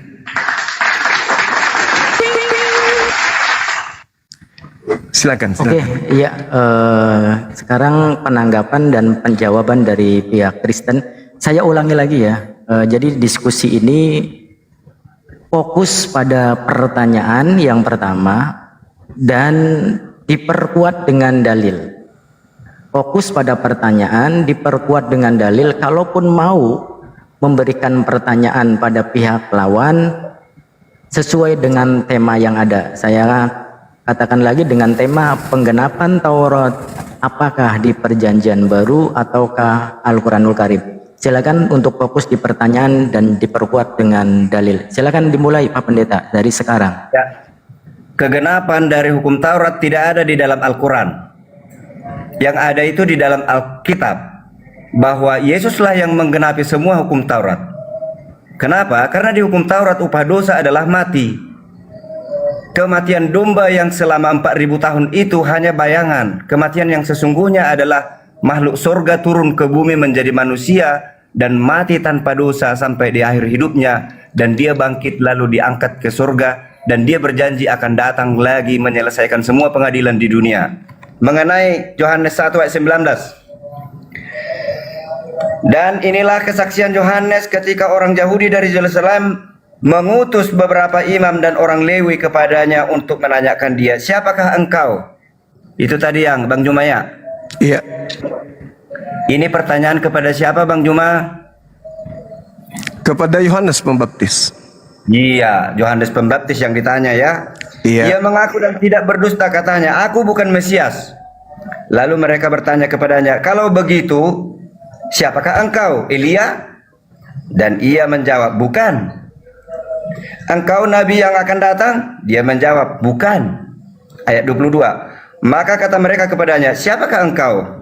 Sebab kami harus memberi jawab kepada mereka yang mengutus kami. Jadi ada yang mengutus mereka yang bertanya ini. Apakah katamu tentang dirimu sendiri? Jawabnya, inilah jawaban Yohanes kepada mereka. Akulah suara yang berseru-seru di padang gurun, luruskanlah jalan Tuhan, seperti yang telah dikatakan Nabi Yesaya. Jadi Yesaya sekitar 1400 tahun sebelumnya, sebelum kejadian ini, sudah menuliskan ada suara yang berseru-seru di padang gurun. Suara itu adalah Yohanes Pembaptis. Jadi Yohanes Pembaptis menyebut dirinya ada suara yang berseru-seru, itulah dirinya. Yesaya sudah menuliskan tentang saya, itu maksudnya. 24. Dan di antara orang-orang yang diutus itu ada beberapa orang Farisi. Mereka bertanya kepadanya, katanya, mengapakah engkau membaptis, jikalau engkau bukan Mesias, bukan Elia, dan bukan Nabi yang akan datang? Yohanes menjawab mereka, katanya, aku membaptis dengan air, tetapi di tengah-tengah kamu berdiri dia yang tidak kamu kenal. Siapa ini kira-kira? Yesus. Cuma tahu nggak? Iya, berdiri dia di situ. Ya. Jadi nggak pamer dia kehebatannya, dia seolah-olah orang awam gitu. Oke. Yaitu dia yang datang kemudian daripadaku, membuka tali kasutnya pun aku tidak layak. Maksudnya sangat hormat dia, sangat besar. Aku ini kecil dibanding dia. Ya, Hal yang terjadi di Betania yang di seberang Sungai Yordan, di mana Yohanes membaptis Yesus. Jadi Yohanes yang membaptis Yesus, Yohanes bersaksi bahwa membuka tali kasutnya pun dia tidak layak. Nah, kalau aku membaptis dengan air, tetapi dia nanti akan membaptis dengan roh. Apa mau bukti Yesus membaptis dengan roh? nanti setelah datang kedua kalinya Pak Pendeta, bukan sekarang. Sebelum datang kedua kali sudah membaptis dengan roh. Boleh, silakan Ada ditunjukkan. syaratnya. Silakan. Nah, umat Kristen perlu tahu ini. Ada yang dalilnya di bertanya mana? begini. Silakan, Apakah Pak Pendeta. maksudnya dibaptis dengan roh dan api? Mereka tidak paham ini. Yang dibaptis dengan roh dengan api adalah mereka-mereka yang sudah dibaptis oleh Yesus sendiri dan tidak akan berdosa lagi seumur hidupnya sampai mati. Siapakah itu? Ke-12 rasul itu. Mungkin ada yang bersama mereka. Yesus. Kemudian tunggu dulu, ada yang bersama mereka. Waktu mereka ini ditinggalkan oleh Yesus di Bukit Zaitun, Yesus terangkat ke surga. Malaikat mengatakan, mengapa kamu masih terdiam tercengang di sini? Kau melihat Yesus itu terangkat seperti itu juga, dia nanti akan turun di tempat ini juga. Lalu mereka pergi ke satu rumah, mereka berkumpul 10 hari lamanya berdua. Di akhir dari 10 hari itu, baru mereka kecurahan Roh Kudus, lidah-lidah api di atas kepalanya, dan mereka bisa berbicara dalam bahasa mereka, tetapi semua dunia mengakui bahasa yang mereka lakukan itu bahasaku. Kalau ada orang Batak di situ, bahasa Batak ku dengar. Ada orang Inggris, bahasa Inggris ku dengar. Itu bahasa roh yang mereka miliki. Dan boleh kita telusuri sampai di akhir hidup mereka ini, ada yang mati disalibkan juga terbalik, ada yang digoreng, dicincang, ada yang dibuat di Pulau Patmos, di satu pulau kecil dikurungin. Mereka ini tidak ada yang mati sampai akhir dosanya, sampai akhir hidupnya. Terima kasih. Oke, Iya. iya, makasih. Mohon izin Gurunda. Kita untuk masuk ke sesi yang ketiga, kita akan tiktokan aja ya, Gurunda ya. Dan ini saya moderator hanya membatasi ketika masing-masing keluar dari konteks dan tidak menjawab pertanyaan itu. Jadi silakan Gurunda dan juga Pak Pendeta untuk tiktokan supaya mendapatkan poin daripada pertanyaan masing-masing. Gitu. Silakan Gurunda. Izin dikasih 30 menit aja tiktokannya, nanti Iya, tanya jawab tiktokan lagi. 30 menit. Iya, silakan. Jelaskan dulu mengenai tiktokan. Mohon maaf saya kurang TikTokan paham. itu saling ini saling bersautan untuk menjawab, tidak ada timer waktu, setengah jam. Jadi TikTokan saling menjawab, boleh langsung menanggapi. Silakan. Mohon maaf kalau di sini nanti saya terus terang mungkin saya akan mundur kalau bersoal jawab, karena saya lihat selama ini udah 3 kali saya ikuti debat seperti ini dicurangi oleh moderator. Waktu saya bicara dipotong. Nah, ini saling sambar ini. Bentar, ini ada moderator Kristen juga, Bu Karyana. Nanti Bu Karyana Ada yang mo- ini. Iya, masing-masing ada Ngalir aja, moderator. ngalir aja biasa. Pendeta. Biarpun dipotong kalau memang kita udah konsep kuasain nggak masalah. Iya, Silakan. jadi setengah jam ini TikTokan. Jadi kalau misalkan masih menjawab, silakan. Yang penting tidak keluar tema itu. Baik, kami juga kepada Gurunda memotong ketika Gurunda keluar dari tema. Silakan Gurunda. Iya, baik. Terima kasih. Yang pertama saya ucapkan kepada Pak Pendeta tadi mengatakan bahwasanya Yohanes Pembaptis itu adalah Elia. Lalu kemudian yang berseru-seru di padang gurun itu adalah beliau, dan yang berdiri di tengah-tengah mereka juga adalah Kristus atau Mesias yang adalah Yesusnya. Kita belum sampai kepada poin yang ketiga, yaitu Nabi yang akan datang. Nah, ini Pak Pendeta mohon dijelaskan, karena Yesus sudah ada di situ. Bukan Nabi yang akan datang Yesus, karena dia sudah ada Ya, di tengah-tengah berdiri. Ya. Siap. Jadi Nabi yang akan datang ini menurut Bapak berdasarkan dalil, mohon dijelaskan, silakan. Ya. Jadi ada banyak nabi yang tertulis di Alkitab, namanya sudah populer sekarang ini, tapi di masanya mereka ditolak dan tidak dikenal dunia. Bahkan Israel sendiri tidak mengenal dia nabi. Jadi kalau Nabi yang ada akan nabi datang, Pak. mengaku-ngaku, mohon maaf, kalau saya bicara jangan disambari dulu. Kalau ada nabi mengaku-ngaku bahwa dirinya nabi, itu nabi palsu. Nabi yang Tapi akan dari datang, Pak. percakapannya, berita yang disampaikan adalah informasi dari surga untuk keselamatan dunia. Dari percakapannya, orang Nabi yang akan datang, bukan Nabi yang sudah datang, Sabar yang dulu. akan datang. Sabar dulu. Anda ini pondasi saja belum memahami, makanya bertanya mengenai Alkitab harus kuat pondasi supaya tahu ke depannya seperti apa. Sudah jelas itu, Jadi- Pak. Nabi yang akan datang. Bagaimana kita mengetahui nabi yang akan datang kalau tidak kenal nabi sebelumnya? Definisi nabi aja kita berbeda. Nggak tahu nabi yang akan datang seperti apa. Nabi yang lalu pun nggak ngerti. Ku jelasin dulu nabi yang sudah berlalu. Nabi yang akan datang, Pak. Jangan Nabi yang berlalu. Itu cara Anda untuk menyembunyikan identitas Nabi yang akan datang. Kamu bertanya perkalian, penjumlahan aja belum bisa itu kira-kira. Jangan terlalu lebay, saudaraku. Jelaskan aja Nabi yang akan datang. Silakan. Nabi yang akan datang itu masih banyak nabi di atas Yesus ya. Hah? Bingung kau Berarti kan? setelah Yesus masih ada Nabi? Masih Ya, banyak. Ada Ya. dalil. Silakan kasih dalilnya. Ya. Jadi Tolong kasih dalil. dikatakan di Alkitab bahwa mereka yang diurapi, dua orang yang diurapi itu akan menjelaskan semuanya, termasuk juga roh Elia. Makanya roh Elia yang Anda Roh tanyakan Elia itu sudah berlalu. Yang akan datang, Pak. itu menurutmu, aku yang paham Alkitabku. Di masa ke depan, Elia sebelum itu siapa? kedatangan Yesus yang kedua kali akan Pak ada Pendeta. roh Elia. Sebelum Pendeta. kedatangan Yesus yang kedua kali, mohon Pak maaf saya Pendeta, mundur Anda nih. baca. Kalau ditabrakin ngomong saya mundur. Ini TikTokan, Pak. Jangan emosian. Matius Enggak, 11 nomor 14, Elia yang ditunggu itu adalah Yohanes Pembaptis. Itu kata Yesus. Itu kata Yesus, Pak. Udah. Sudah saya menjawab. Nah, terus Elia yang Anda Saya maksud ngomong yang jangan mana? ditabrak ya. Ya, Jangan ditabrak ya. siap. Roh Elia itu dua kali. Ah. Setiap ada kedatangan besar dari surga, harus ada Elia yang menuntun kepada kebenaran. Sekali itu di masa Yohanes Pembaptis, sekali masa yang akan datang. Akan datang Yesus kedua kali. Elia atau siapa yang datang lagi? Roh Elia ditulis di Alkitab. Berarti Elia Roh datang lagi akan datang. bersama dengan Iya. Yesus. Iya, makanya kasihan melihat kalian pondasi aja Oke, belum kuat ku bilang. tolong kasih dalilnya, Pak. Silakan. Tanya semua teologi Kristen bahwa roh Elia akan datang sebelum kedatangan Yesus kedua kali. Tolong kasih dalil. Tolong itu Karyana bantu di mana dikatakan bahwa ayat Alkitabnya bahwa dia akan menyelesaikan semua, menuntun kepada kebenaran. Artinya rahasia yang ada di Alkitab ini tidak lagi rahasia, dia membongkar semuanya sebelum kedatangan Yesus kedua kali. Ayatnya ada itu.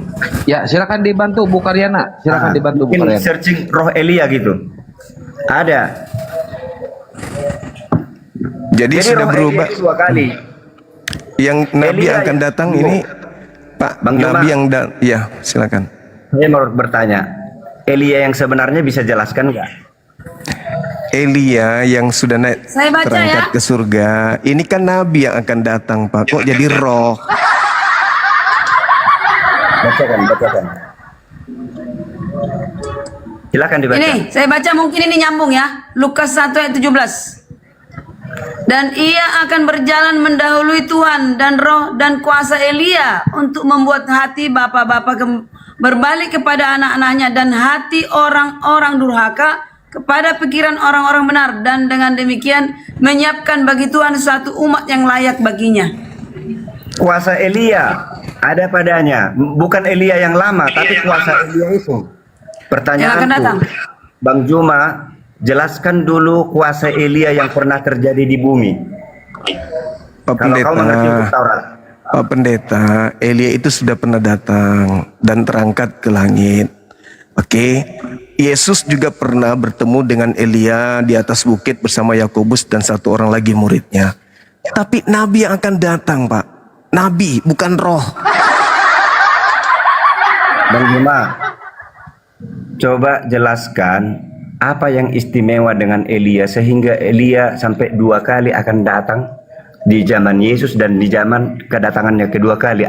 Elia yang lama itu seperti apa? Tolong jelaskan. Elia sudah pernah datang, Pak. Diterangkan di kitab Raja-Raja itu sudah pernah datang Elianya. Oke, Ada di Al-Quran nggak dijelaskan? Pak. Ini Ada nggak nabi di yang Al-Quran dijelaskan mengenai nabi Elia? yang akan datang, nabi yang akan datang. Jangan lari ke roh, jangan datang ke Elia. Masa Bapak mengatakan bahwa 2 kali datang Elia, baru Yesus juga 2 kali, berarti bukan cuma Yesus yang datang kedua kali dong kalau begitu. Kita jangan jadi tidak akan paham, nanti ku jelasin pun tidak akan paham kalau Iya, tidak silakan. tahu sejarahnya. Silakan saudaraku, silakan Anda jelaskan seorang nabi. Kalau nabi itu manusia, Pak, bukan roh saja. Seorang nabi, dan itu akan datang bukan zaman Yesus, karena Yesus itu adalah Mesias Kristus, dan Elia di situ adalah Yohanes Pembaptis. Nih, tokoh yang satu ini, nabi akan datang itu yang mana? Jangan bingung loh. Jadi kasihan saya melihat kenapa Saya pun kasihan melihat Bapak. sejarahnya Elia yang asli pun tidak paham. Tidak perlu. Apa yang istimewa dengan Elia? Tidak Kenapa perlu, harus Pak. pakai Elia mau datang Yohanes Yesus? Yohanes 1 data 19:21 bahkan sampai kepada Yohanes membaptis Yesus pun kita sudah uraikan, Bapak yang menguraikan tadi kan. Nah, yang ditanya di sini nabi akan datang itu siapa? Saya balik tanya. Saya tidak akan jelaskan perkalian kalau belum paham penjumlahan. Jangan terlalu lebay. Jangan menutupi kelemahan dengan bahasa-bahasa Hal yang tinggi. mendasar aja belum bisa. Saya cuma minta nabi yang akan datang diterangkan berdasarkan dalil itu. Mana komitmen Anda untuk menjelaskan itu? Mana?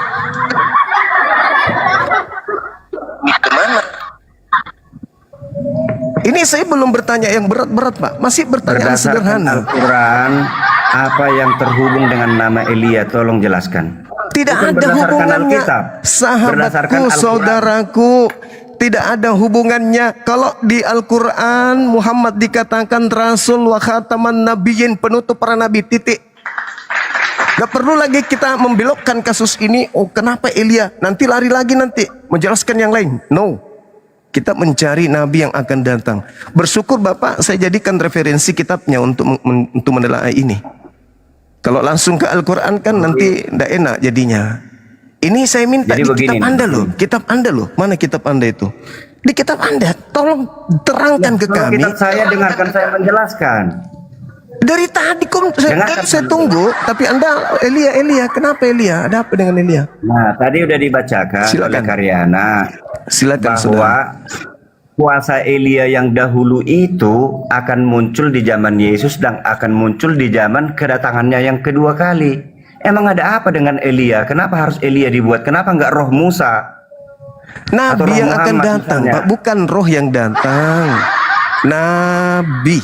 Nabi Yang tertulis di Alkitab kami kuasa Elia. yang Jangan tertulis paksa, di ya. kitab saudara Yohanes 1 itu adalah nabi. Jangan lari, Pak. Jangan lari. Jangan menyembunyikan Saya identitas. baca ulang kalau begitu. Iya, Emang Anda silakan. ini susah. Saya baca ulang. Iya, silakan Pak, silakan. Saya menghargai. 1:19. Ya, sambil Coba, ditatap coba. layar teman-teman biar komalnya kuat, agak goyang nih ya, lopornya digas. Yuk. Dan inilah kesaksian Yohanes ketika orang Yahudi dari Yerusalem mengutus beberapa imam orang Lewi kepadanya untuk menanyakan dia, siapakah engkau? Ia mengaku dan tidak berdusta. Katanya, aku bukan Mesias. Lalu mereka bertanya kepadanya, kalau begitu siapakah engkau? Elia? Dan ia menjawab, bukan. Engkaukah nabi yang akan datang? Dan ia menjawab, bukan. Maka katanya kepadanya, siapakah engkau? Sampai selesai ku baca nanti, nggak ada di sini Nabi Elia ditulis. Iya memang nggak ada, karena memang bukan Elia yang datang, Pak. Karena yang dimaksud Elia oleh Yesus sendiri di dalam Matius 11:14 itu Elia sama dengan Yohanes Pembaptis. Nah, yang sekarang yang kita cari ini adalah nabi yang akan datang. Bapak Coba membaca. tunjukkan dulu ayatnya itu yang Elia sama dengan Yohanes Pembaptis. Yesus yang mengatakan itu Matius 11 nomor 14. Mana ayatnya? Mana ayatnya? Bantu saya. Silakan Anda baca. Ayatnya mana? Silakan. Matius 11 nomor ayat 14. 14 Indah.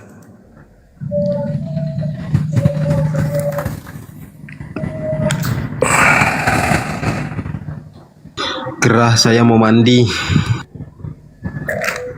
Bahkan Yesus mengatakan sendiri dengan lisannya bahwa Elia yang dimaksud itu adalah Yohanes Pembaptis di Matius 17 nomor 10 sampai nomor 12. Matius 14 ya? 11 nomor 14. Itu perkataan 11 nomor Yesus. 14. Saya baca. Nomor 14. Dan jika kamu mau menerimanya, ialah Elia yang akan datang itu. Iya, siapa di situ? Gantian Belum saya tahu. bertanya. Yohanes Pembaptis. Enggak, dengar dulu. Silakan. Silakan. Di sini kan belum ada dikatakan begitu. Jangan nambah-nambahi dulu. Makanya Pak. Silakan. Anda baca dari data sebelum dan sesudahnya. Dan Silakan. jika kamu menerimanya, ialah Elia yang akan datang itu. Berarti ada Elia zaman dahulu kan? Ya. Ada lagi Elia yang akan datang. Ya, siapa itu? Menurut Yesus. Elia yang zaman dulu harus kenal dulu. Ada nggak di Al-Quranmu? Ya Allah ya Karim. Pak, enggak usah pakai sandiwara. Nih saya bantu. Matius 17 nomor Tidak ada, 10, nomor 11, nomor 12, Elia itu sama dengan Yohanes Pembaptis. Jadi ini udah lari Ye- dari Yesus yang hukum mengatakan Taurat. Iya. Moderator. Nabi Ini yang lari akan dari Beda, pembahasan. beda. Penggelapan Nabi hukum yang Taurat. Beda. Kok jadi masalah Nabi? Saya sudah jawab tadi. Nabi yang akan Setelah datang Musa, inilah yang mengajarkan segala sesuatunya tentang hukum-hukum, keadilan dan pengisapan dunia akan dosa. Paulus nggak masuk dalam golongan ini. Kalau Anda masih kurang data, silakan Matius 17 nomor 10, nomor 11, nomor bukan kurang 12. data. Untuk apa Anda mempunyai data banyak tapi tidak mengerti? Pengertiannya yang berharga, bro. Ya justru karena itu saudaraku, saya minta Anda mengerti. Anda yang tidak Ada orang ngerti. udah dihafal tapi nggak tahu artinya. Kalau tidak menghafal, bagaimana mau paham? Saya pengertiannya, bro. Iya, kalau pengertian Ayatnya berarti nggak saya ingat. coba Matius 11 nomor 14 itu dia di situ siapa? Saya baca. Coba Dan silakan. jika kamu menerimanya, mau menerimanya, ialah Elia yang akan datang itu. Ada di situ Nabi dibuat? Nabinya Tambah-tambahin. nabinya bukan itu maksudnya. Bapak kan mengatakan Dulu, bahwasanya apa yang tertulis aja dulu turutin. Apa yang tertulis? Apa perlu kubaca yang lain? kan ada 3 Pak Pendeta. Yang pertama adalah Elia, yang kedua adalah Mesias Kristus, yang ketiga Nabi yang akan datang. Ini lari Elia, dari pokok bahasan loh. Penggenapan hukum Taurat. penggenapannya ini ketahuan siapa Nabi yang Tadi akan sudah datang. dijawab. Itulah yang menggenapi, itulah yang menjelaskan Torah. Apakah di hukum Taurat yang digenapi Muhammad? Supaya saya jelaskan apa yang digenapi Yesus. Tunggu dulu, jangan ke situ dulu, abangku, jangan ke situ dulu, jangan timpang dalam kita menjelaskan materi ini. Arah pembicaraan kemana? Yang penting jangan lari dari judul. Pertanyaan Anda sudah lari dari judul. Enggak, masalahnya Taurat itu kan sudah dijelaskan tuh di dalam Al-Quran, surah Al-Ahqaf Ya, ya. ayat 12 kan Ini gitu. menghabiskan energi seperti ini bicara kalau moderator tidak jujur. Kenapa? Moderator tadi lari dari pokok bahasan out. Moderatornya Bu Karyana, Ito Karyana moderatornya, Pak Pendeta. Tadi moderator bukan suara Karyana aku dengar. Karyana sama Gus Miftah berdua. Gus Miftah itu Iya, bagian ini timur. mohon izin. Tolong. Ya, mohon izin saya motong. Nah, kalau Ini lari Pak dari Pendeta penggenapan hukum Gurda, Taurat itu mohon izin. apakah perjanjian baru atau Quran? Ya, Mohon izin. Ya, mohon izin Pak Pendeta. Yang menggenapi Modera- itu Nabi yang akan datang Pak Pendeta.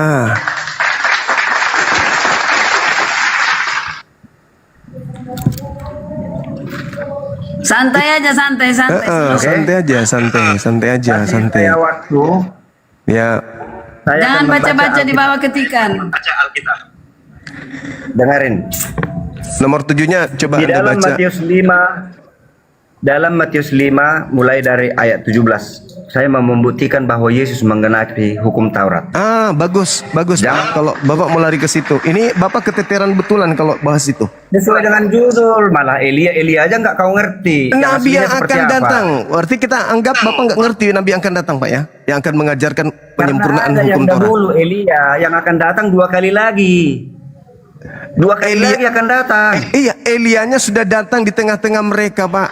Yohanes Pembaptis. Itu sekali. Elia aslinya Yang kedua sudah kali pernah di mana? datang di Saman Raja-Raja, di pengkhotbah juga diceritakan. Itu nggak bisa begini ya. dipungkiri.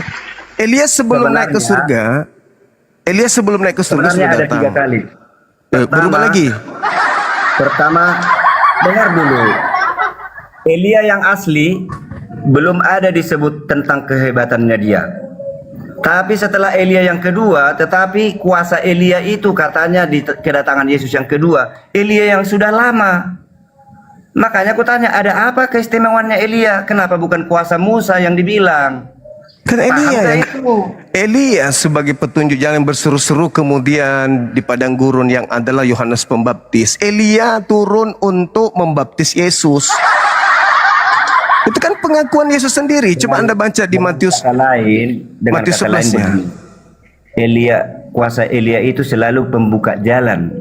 Ya, Matius, Yohanes lah itu. Yohanes lah Nanti itu. pun di hari yang akan datang, kedatangan Yesus yang kedua kali, pembuka jalan maksudnya di situ semua isi Alkitab ini, ada banyak rahasia di sini akan terbuka oleh dia. Mungkin seseorang, tapi rohnya itu ada sama dia, kuasa itu ada. Ya, kepada Nabi itulah. Nah, siapa Nabi itu? Kalau aku bilang nanti umat Kristen juga punya. Ya, Yang mengerti, yang mengerti, yang Pak Bom mengerti nabinya. firman. Luga Tambunan. Gak usah sebut. Gak usah Gak sebut. usah sebut namanya. Ya. Gak usah sebut namanya. Yang mengerti firman. Ada syaratnya. Elia yang terakhir yang akan datang itu, dia bisa membuka semua rahasia isi Alkitab. Siapakah itu yang bisa? Dialah dia. Jadi Elia lagi yang datang sebagai nabi yang akan datang. Ya. Di mana Masih dalilnya? ada lagi. Makanya bro. Bukarnya feedback, suara bukarnya feedback. Di mana dalilnya Ada itu? Pak? berbagai-bagai nabi sebelum Musa, sebelum Yesus, sesudah Musa, sebelum Yesus. Masih banyak nabi. Dipikir kalian hanya satu orang. Ya, Banyak sekarang lagi. Udah aku sebut tadi namanya. seorang nabi yang akan datang itu cuma seorang aja, Pak, bukan 2 atau 3. Ini versimu, versi Al-Quran. Loh, orang Yahudi Jadi kamu yang sekarang- jadi acuan itu orang Yahudi. Maaf bro, kamu ini sekarang berdiri 2 kaki, kakimu satu di Al-Quran, satu di Alkitab. Ya, saya kau berdiskusi buat pertanyaan dengan berdasarkan Al-Quran, saya menanyakan diskusi Alkitab. dengan Pak Pendeta, saya diskusi dengan Pak Pendeta. Enggak, di awal pembukaan tadi saya sudah menutup pembukaan dan penutup bahwa nabi penutup yang mengajarkan kemudian segala hukum-hukum keadilan dan pengisapan dosa itu adalah nabiku, Nabi Muhammad. Nah, saya ingin membantu Bapak untuk menolak itu. Buktikan bahwa bukan Nabi Muhammad dengan cara Anda menunjukkan nabi terakhir atau nabi yang akan datang setelah Yesus itu siapa?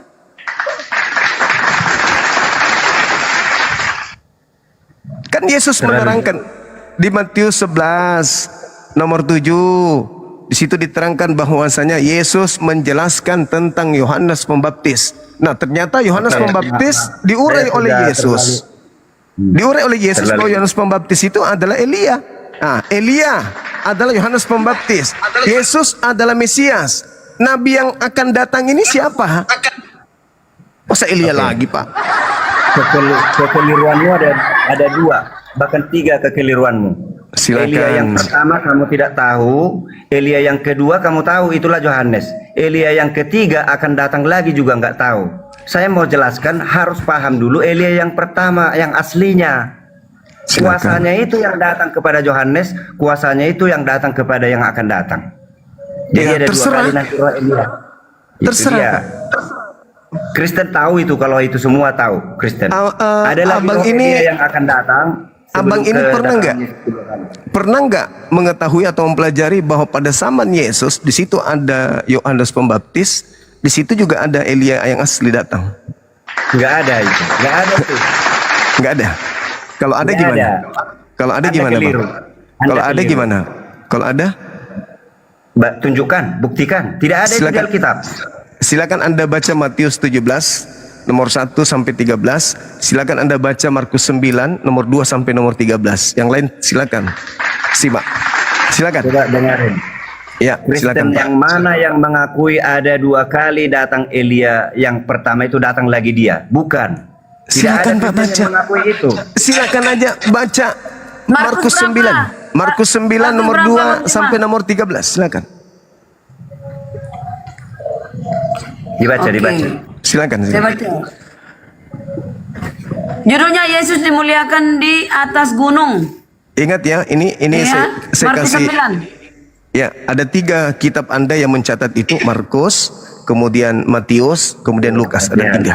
Itu Silakan. penglihatannya 3 murid Yesus itu. Ada Elia hidup di sorga. Silakan Anda baca, silakan Anda. Baca itu. Silakan. Oke. Mulai 2 ya. Iya. 2. 6 hari kemudian Yesus membawa Petrus, Yakobus dan Yohanes bersama-sama dengan mereka. Ia naik ke sebuah gunung yang tinggi.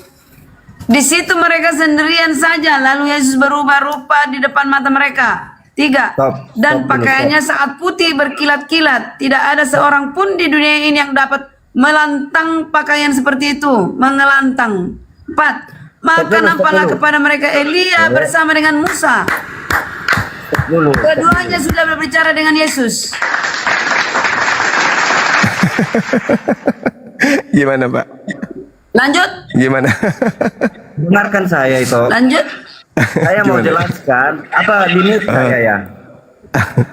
Gimana? Saya. Enggak, suara Bu Karyana yang feedback, suaranya mantul Bu Karyana. Dibenerin dulu Bu Karyana. Biar enak. Oke, lanjut. Saya jelaskan ayat itu, tunggu dulu. Iya, silakan. Jadi Yesus setelah lahir dia ke dunia jadi manusia biasa, ada murid-muridnya, diseleksilah di antara muridnya ini hanya 3 yang boleh melihat kemuliaannya. Yakobus, Yohanes dan Petrus. Ya. Yesus menunjukkan kemuliaannya karena kalau dalam keadaan langsung ditunjukkan kemuliaannya maka manusia dosa akan mati semua. Nah, jadi Yesus menunjukkan dengan cara mimpi. Jadi pada saat mereka ini bertiga tertidur, Yesus menampakkan kemuliaannya. Pada saat dinampakkan kemuliaannya dengan baju yang terang tadi, di situ ada Musa dan Elia bercakap-cakap dengan Yesus. Mereka lihat. Di mana itu? Di surga kan? Kok di surga? Baca ulang. Memang tidak dikatakan di surga. Ya berarti Anda ngarang. Jangan ngarang, Pak. Kitab Anda Lukas 9 nomor 28 36. Matius 17 nomor 1 sampai 13. Markus 9 2 sampai 13. Ini membuktikan Bang Juma sebentar. Enggak ada tidur, enggak ada mimpi, enggak ada surga. Jangan ngadi-ngadi dong. Aduh, Pak Pendeta ini gimana sih? Saya mendahului. Kan dikatakan di sini tidak seorang pun di dunia ini yang dapat mengelantang pakaian seperti itu. Enggak ada di dunia ini. Ya, ini di mana? Ya itu Berarti di kita neraka, surga. dilantang. Bukan di surga, bukan berarti ketika dikatakan tidak ada seorang pun yang tampan seperti Bang Suma di bumi ini. Berarti saya di surga gitu. Jangan Itu bukti Musa dan Elia jangan pakai bahasa-bahasa bercakap-cakap ini, di surga. jangan pakai bahasa-bahasa aneh gitu loh. Jangan. Dan tampaklah 2 orang berbicara dengan dia, yaitu Musa dan Elia. Saya mau tanya Bang Juma. Apalagi, Pak? Mau tanya Bang Silakan. Juma. Iya. Elia dan Musa itu di mana sekarang? Ya Allah ya Karim. Ya Surga. Allah Di ya, dalam kubur atau di surga? Jawab. ya Allah ya Karim. Katanya Pak Pendeta Elia bakal datang. Datang di mana? Di bumi kan? Ngapain lagi bahas itu, Pak? Kalau nggak sanggup, boleh. Kalau Anda sanggup. Di mana Bang Juma? Di mana Elia? Terlalu jauh. Kasihan saya lihat. Nggak ngerti. Pak Pendeta ini. Jadi ini membuktikan kepada yang 3 murid itu bahwa Yesus itu sedang berada di surga karena mereka tahu Elia sudah di surga. Mereka tahu Musa sudah di surga. Aduh, ngapain naik ke gunung? Boleh saya tanggapi, boleh? Boleh. Ya silakan Pak Pendeta, Anda sanggup, Oke. silakan. 4. Enggak, udah pas dia bilang. Maka nampaklah kepada mereka Elia bersama dengan Musa. Nampak. Keduanya sedang berbicara dengan Yesus. Yesus di mana saat itu? Apakah Musa? Yesus di mana? Kapan Yesus bertemu dengan Musa kalau nggak di surga? Iya, itu datang di situ. Makanya apa Pendeta? Kasihan banget deh lo. Itu di dalam mimpi bertiga bermimpi. Di mana dikatakan mimpi di Baca sana? ayat berikutnya, baca ayat berikutnya. Coba, silakan Anda baca, silakan. Ya. Nah, silakan. Oke, saya baca 5. Kata Petrus kepada Yesus, Rabi, betapa bahagianya kami berada di tempat ini, di surga maksudnya. Baiklah kami dirikan 3 kemah, 1 untuk engkau, 1 untuk Musa dan 1 untuk Elia. Ini dalam mimpi Petrus ya. Ia berkata demikian sebab tidak tahu apa yang harus dikatakannya karena mereka sangat sangat ketakutan. Maka datanglah awan menaungi mereka dan dari dalam awan itu terdengar suara, inilah anak yang kukasihi, dengarkanlah dia. Terus? Kata Bapak. Ya, Terus? Ya, dan sekoyong-koyong waktu mereka memandang sekeliling mereka, mereka tidak melihat seorang pun lagi bersama mereka, kecuali Yesus seorang. Katanya di surga, katanya di surga. Katanya di surga. Ternyata tertidur dari tadi. Katanya di surga. 9, stop. Katanya Pada di waktu surga. mereka turun dari gunung itu, Yesus berpesan kepada mereka supaya mereka jangan menceritakan kepada seorang pun yang telah melihat itu, ya, sebelum anak manusia bangkit dari antara orang mati. Ya, mereka memegang pesan tadi sambil mempersoalkan di antara mereka yang apa dimaksud dengan bangkit dari antara orang mati. Mereka nggak mengerti. Lalu mereka bertanya kepada, mengapa ahli-ahli Taurat berkata bahwa Elia harus datang dahulu? Elia sudah 12. datang dahulu. Jawab Habis Yesus, itu memang Elia Mesias. akan datang dahulu dan memuliakan segala sesuatu. Hanya bagaimanakah dengan yang ada tertulis mengenai anak manusia, bahwa ia akan banyak menderita dan akan dihinakan. Terus Nabi yang Sampai akan 12 datang. saja ya. Iya. Terus Ya, Nabi yang 13. akan datang. Tetapi aku berkata kepadamu, memang Elia sudah datang dan orang memperlakukan dia menurut kehendak mereka, sesuai dengan yang ada tertulis tentang dia. Oke. Oke? Sudah ada Elia kan? Udah nampak Elia, udah nampak Yohanes Pembaptis, udah nampak Kristus. Markus 9 ayat 2 sampai ayat 13. 13. Markus 9. Iya, Ya. Markus 9 2 sampai 13. sampai 13. Iya, lanjut, Jadi nggak lanjut. pernah bertemu. Jadi Musa Nabi- tidak pernah bertemu Nabi yang- Yesus kalau nggak di surga. Jadi Nabi yang akan datang gimana? Dibahas gak nih? Bisa ini Nabi yang kau akan datang tambahin. nih? Ini kayaknya Karyana, ini kan suatu Yesus di bukit. Turunlah Musa dan Elia mendatangi Betul. Yesus.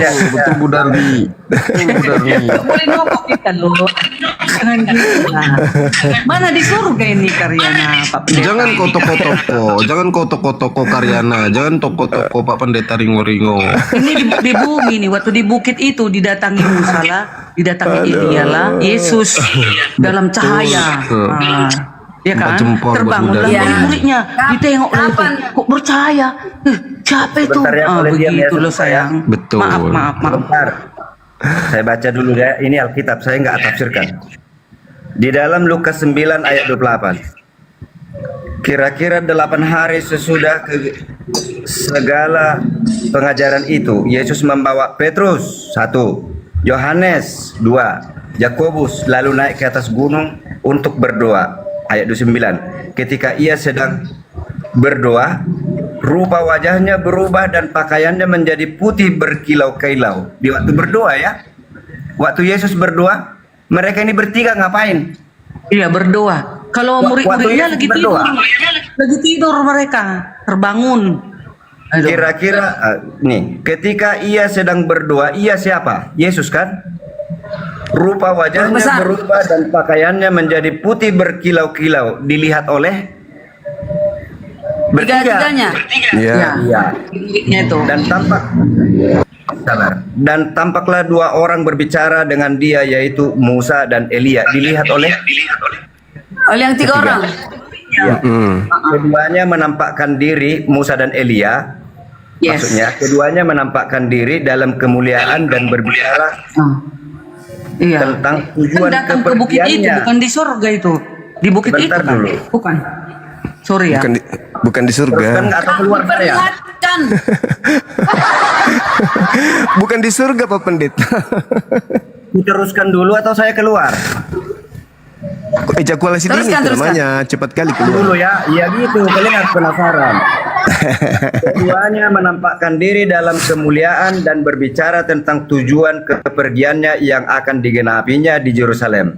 Sementara itu Petrus dan teman-temannya telah tertidur, dan ketika mereka terbangun, Jangan emosi Pak Pendeta, jangan emosi. Baca tiga-tiganya, baca nomor tiga-tiganya. mereka melihat siapa? Yesus dalam kemuliaannya. Baca tiga-tiganya. Nomor tiga-tiganya silakan. Ayat 33. Ini Lukas 9 ayat 32. Sementara itu Petrus dan teman-temannya tertidur, dan ketika mereka terbangun melihat Yesus terbangun Yes. melihat Yesus dalam kemuliaannya. Pertanyaan, 33-nya dong. siapakah di bumi ini yang sanggup melihat Yesus dengan kemuliaannya? Enggak ada hubungannya. Nomor Siapa? 33-nya. Muridnya yang tadi, muridnya. Yakobus. Tidak langsung kan? Harus Betul. tidur dulu di dalam mimpi kau bisa lihat bro, kata Yesus. Enggak, baca 33-nya Pak Iya. Pendeta. Jangan bikin malu jemaat. Dua orang yang berdiri di dekatnya itu. Sudah bangun di Dan situ? sebentar. Sudah bangun? Dan sabar. 33. Ah. Dan ketika kedua orang itu hendak meninggalkan Yesus, Petrus berkata kepadanya, Sudah nggak mimpi, udah tidur lagi kan? udah sadar nih. Iya, udah sadar. Udah sadar. Oh, iya, iya. Ya. Guru, betapa bahagianya kami berada di tempat ini. Di mana itu tempat itu? Di gunung kan? Di bukit Di itu. gunung. Iya, di bukit itu. Dia bermimpi di bukit. Tapi yang dilihat di surga. Enggak bermimpi. Dia berbicara di situ melihat Saya ulangi. Kalau bohong begini mah nggak bagus lah kalau bohong Ketika begini. dia sedang berdoa, rupa wajahnya berubah dan pakaiannya menjadi putih berkilau-kilau, dan tampaklah dua orang berbicara dengan dia, yaitu Musa dan Elia. Keduanya menampakkan diri dalam kemuliaan dan berbicara tentang tujuan kepergiannya dan akan digenapinya di Yerusalem. Sementara itu Petrus dan teman-temannya tertidur, dan ketika mereka terbangun mereka melihat Yesus dalam kemuliaannya. Di dalam Mohon tidur izin, dilihat. itu ada yang kelewat Pak Pendeta. Ada telahnya Ya. itu. Ada telahnya itu. Mohon izin ya. Mohon izin. Sementara itu Petrus dan teman-temannya telah tertidur. ya telah tertidur. Setelah Dan kejadian ketika dia mereka tertidur. terbangun, dan Terbangun. ketika mereka terbangun Terbangun. dan mereka melihat Yesus dalam kemuliaannya, dalam keadaan bangun, oke. Lalu setelah Dan bangun apa kedua- yang mereka lihat? Dan kedua orang yang berdiri di dekatnya itu. Dan ketika kedua orang itu hendak meninggalkan Yesus, ya.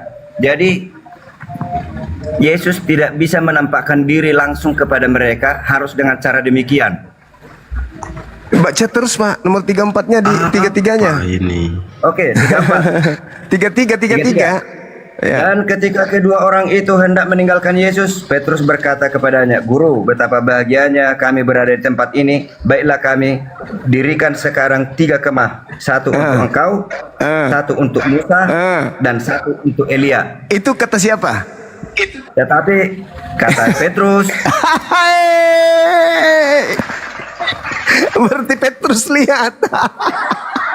Itu sudah sadar Pak, udah tidur lagi Petrus. kasihan deh lo, nggak lucu. Jadi yang dilihat Petrus itu,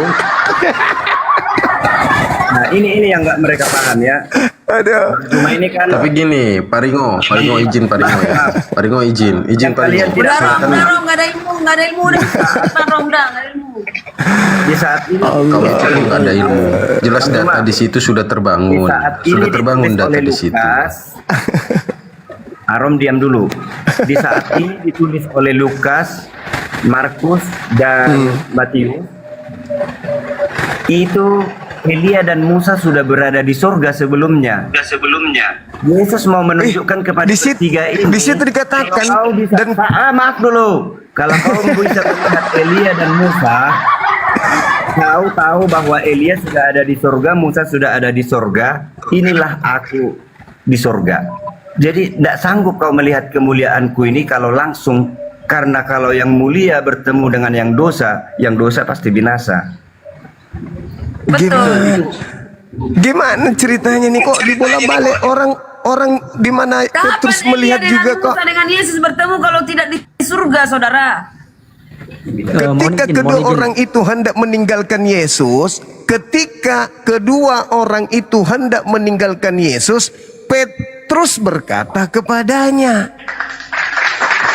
Berarti Petrus melihat Elia dan Iya, Musa juga. Karena Petrus takjub dengan penglihatan itu. Mohon izin guru dak. Ini saya bacakan ya, untuk menegaskan saya bacakan nih. Pak Pendeta Bukariana, coba simak baik-baik nih ya. Dari 32 ya, dari nomor 32 ya. Lukas 9 nomor 32, mohon izin. Kak Darni, Nanti kejadiannya dulu, di bukit, Bukariana. diperlihatkan di surga. Bukariana, saya bacakan dulu secara runtut ya, supaya untuk mempertegas saja.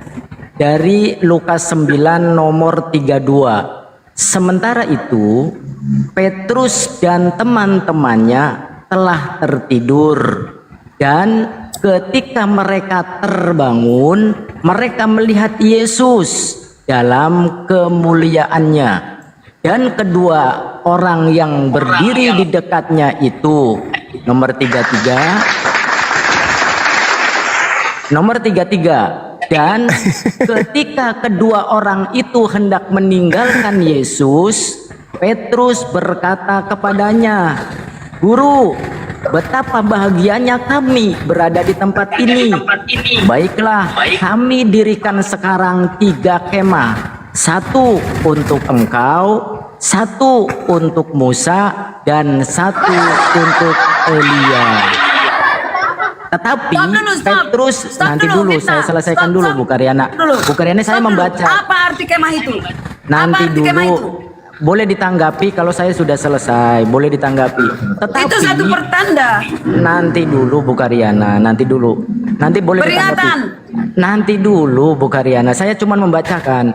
Tetapi Petrus tidak tahu apa yang dikatakannya itu. Udah? Silakan. Nah, tadi saya salah pengertian memang mengenai ini. Ini saya jelaskan ulang ya. Gak apa-apa, salah saya akui salah, saya jujur bro. Jadi begini, ada 2 kali yang dilihat oleh ketiga murid ini. 1, Yesus dengan kemuliaannya setelah mereka terbangun. Itu 1. Lalu 1 lagi, Yesus bercakap-cakap dengan Elia dan Musa di dalam tidur mereka lihat. Coba baca ulang, simak ulang. Ada yang mau membaca atau saya yang baca? Yang mana baca yang mana? saya Baca yang ulang mana? ya.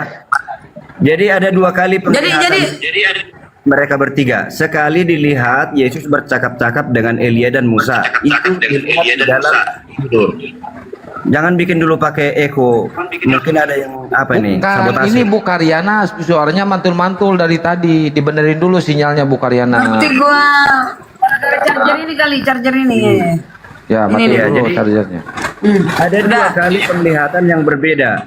1 penglihatan di waktu tidur, 1 lagi penglihatan setelah terbangun. Itu yang tertulis di sini. Simak ulang. Itu yang mau? Kita simak ulang ya. Dan tampak di atasnya, ketika ia sedang berdoa, siapa ini? Yesus. Rupa wajahnya berubah dan pakaiannya menjadi putih berkilau-kilauan. 30. Dan tampaklah 2 orang berbicara dengan dia, yaitu Musa dan Elia. Kita tidak tahu yang 3 itu dalam keadaan seperti apa. Nggak tahu. Barulah di ayat kemudian kita tahu setelah mereka terbangun. Keduanya menampakkan diri dalam kemuliaan dan berbicara tentang tujuan kepergian Yesus. Tujuan kepergian Yesus yang akan digenapinya di Yerusalem. Dia akan mati kan nanti. 32. Sementara itu Petrus dan teman-temannya telah tertidur. Maksudnya cerita yang tadi itu, yang 3 orang ini dalam keadaan tidur, lalu dijelaskan lagi setelah bangun apa yang mereka lihat. Dan ketika mereka terbangun, mereka melihat Yesus dengan kemuliaannya. Jadi masih ada sisa-sisa dari mimpinya itu, nyata Yesus dengan kemuliaannya dilihat setelah mereka terbangun. Jelas ya? Oke, selesai mengenai itu. Saya baca bahwa Yesus menggenapi hukum Taurat. Di dalam Matius 5 ayat 17. Yang menggenapi hukum Taurat tidak boleh orang lain kecuali hanya Yesus, dialah korban yang sebenarnya. Setelah dia tidak ada lagi korban selanjutnya. Begini perkataan Yesus di dalam Matius 5 ayat 17. Janganlah kamu menyangka bahwa aku datang untuk meniadakan hukum Taurat atau kitab para nabi. Aku datang bukan untuk meniadakannya, melainkan aku untuk menggenapinya. Siapa yang menggenapinya? Muhammad? Yesus. Iya, karena aku berkata kepadamu, sesungguhnya selama belum lenyap langit dan bumi, 1 iota atau 1 titik pun tidak akan ditiadakan dari hukum Taurat sebelum semuanya terjadi. Karena itu siapa yang meniadakan salah satu perintah hukum Taurat sekalipun yang paling kecil dan mengajarkannya demikian kepada orang lain, ia akan menduduki tempat yang paling rendah di dalam kerajaan surga. Jadi dari perkataan Yesus ini terbukti dialah pemilik hukum Taurat itu, suka-suka dia hukum itu. Nah, sekarang coba tunjukkan di mana kekuasaannya Muhammad tentang hukum Taurat. Ini sudah jelas kekuasaan Yesus mengenai hukum Taurat, dia yang menggenapinya. Saya tantang nih Bang Juma, jelaskan kekuasaan Muhammad tentang hukum Taurat berdasarkan Al-Quran. Oke, Pak. Jadi gini, ketika Anda membaca Matius 17 itu, jangan kau menyangka aku datang meniadakan, aku datang menggenapi. Menggenapi itu melengkapi, bukan menghilangkan, bukan membatalkan, bukan menghapuskan, bukan menggantikan dengan yang lain. Nah, di situ dikatakan barang siapa yang meniadakan setitik dari Taurat meskipun yang paling terkecil lalu mengajarkan kepada orang lain, maka dia akan menempati tempat terhina dalam kerajaan langit. Pertanyaannya, apakah Paulus meniadakan hukum Taurat meskipun yang terkecil? Meniadakan. Anda salah mengerti itu. Nanti mengenai itu. Tapi begini. Salah mengerti pula. Ya. Siapa? Barang siapa yang meniadakan setitik pun dari Torah, meskipun yang paling terkecil, dia akan menempati tempat terendah. Jadi Anda yang lebih tahu Alkitab, Saya kan baca. tanya pakarnya. Saya tidak doktrin. Saya baca. Saya tidak membutuhkan perpuluhan. Saya doktrin. Saya tidak ada belum kamu tendensi jawab. apapun. Gitu loh Pak. Nah sekarang Matius nomor 20-nya. Sabar dulu, gantian kita. Nomor 20-nya. Ketika dikatakan, jika hidup, oleh karena itu aku berkata kepadamu, jika hidup keberagamaanmu tidak lebih benar, tidak lebih baik, tidak lebih sempurna dari hidup keberagamaan ahli Taurat dan orang Farisi, kau tidak akan bisa masuk ke dalam surga. Al-Quran menggenapi itu. Inna dina indallahil Islam. Nah, ada nggak ajaran agama Kristen disebutkan setelahnya sebagai penggenapan agama yang lebih baik dari agama ahli Taurat? Ada Pak? Advent atau Advent mungkin? Ada disebut Advent? Nggak ada Pak. Ya silakan. Sementara Oke. itu dulu, silakan. Jadi supaya jangan menurut Anda pengertian saya sendiri, tanya orang-orang Kristen yang ada di sini apa maksudnya Yesus menggenapi hukum Taurat. Ada Ibu Diarn di sini.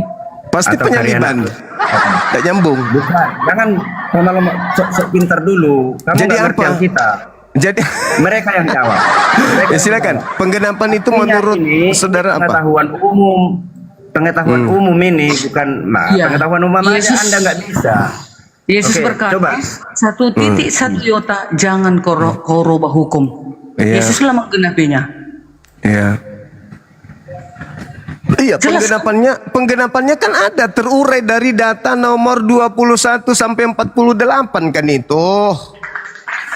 Enggak jadi Advent orang ketika mendalami apa yang Yesus maksud itu, enggak jadi Kristen orang. Nggak jadi Islam juga. Nggak jadi Islam Muslim juga. dong. Jadi Muslim. Dia sama sekali nggak ada coba, pengertian tentang Alkitab, tunggu, kebenaran. tunggu Pak. Tunggu saudaraku. Coba 21-nya apa yang dikatakan? Coba baca sendiri. Anda membaca Alkitab bagaimana sih? Sepotong-sepotong ya? Loh, kan kita ini sudah belajar Pak Pendeta, bukan lagi sekolah minggu kita ini. Kita udah belajar Pak. Udah belajar Saya kita tadi itu. menantang saudara, tapi berbelit. Loh, kok Aku berbelit? sudah menunjukkan. Coba judul kita apa? Judul kita. Ulangi judul. Yang menggenapi kan? Ulangi dulu judul. Judulnya siapa yang menggenapi Taurat? Apakah perjanjian baru? Muhammad apa Yesus? Kan itu pertanyaannya kan? Apakah perjanjian baru atau Al-Quran? Al-Quran ya Nabi Muhammad Pak. Perjanjian baru ya Lukas, Markus, Matius, Yohanes, Paulus. Kok jadi Anda bingung Anda? belum membuktikan bahwa penggenapan hukum Taurat itu ada di Al-Quran. Belum. Saya sudah membuktikan bahwa penggenapan. Sebentar lu. Saya sudah silakan. membuktikan bahwa penggenapan hukum Taurat adalah Yesus Kristus. Dia menggenapinya. Nah, balik ke topik. Lari dari topik. Moderator cut. Saya capek nih. Tidak ada yang lari dari topik. Lalu bebel yang mau saya ajarin. Tidak ada Pak. Tidak ada.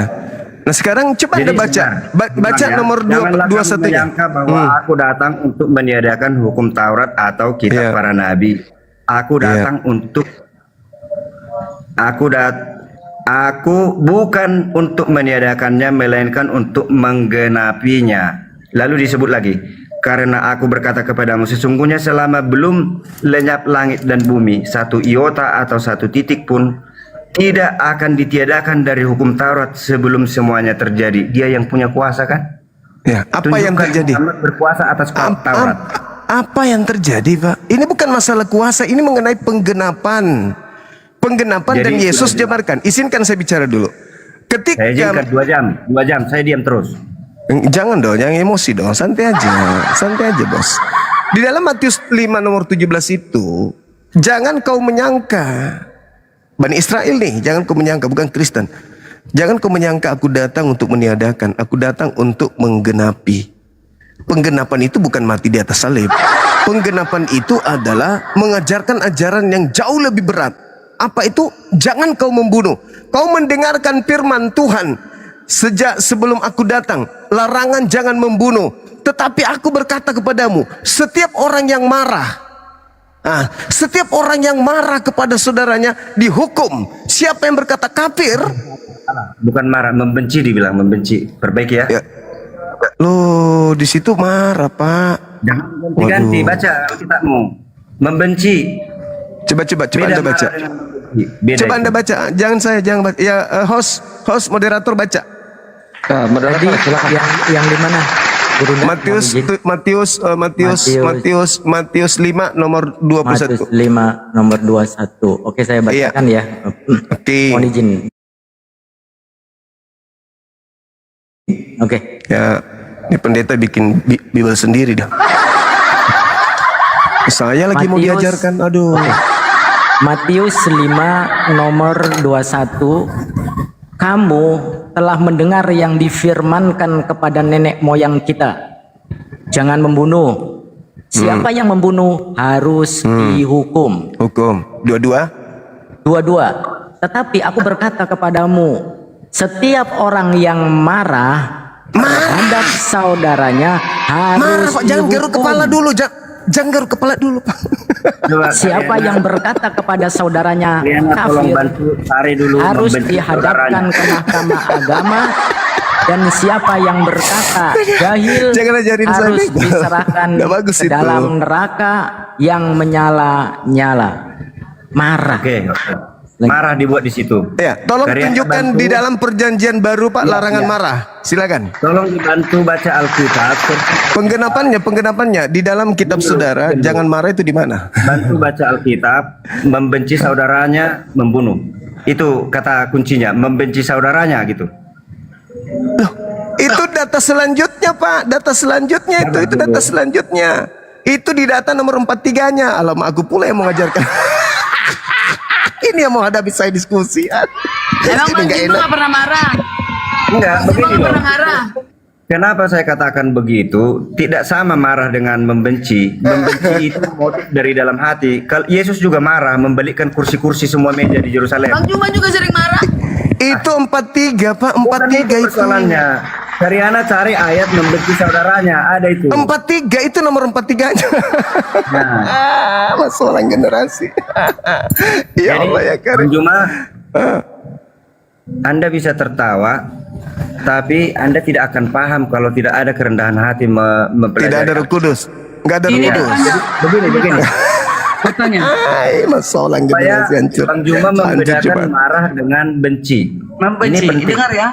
Dibaca ya.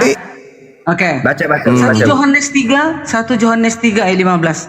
Setiap orang yang membenci saudaranya adalah seorang pembunuh manusia. Dan kamu tahu bahwa tidak ada seorang pembunuh sekarang- yang tetap memiliki hidup yang kekal di dalam dirinya. Sekarang yang kita mau ikuti ini kan penggenapan Yesus, Pak Pendeta.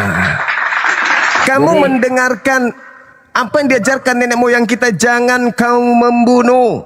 Tolong di King James Version, KJV. Tetapi aku berkata kepadamu, setiap orang yang marah kepada saudaranya, Ayat itu di King James Version coba.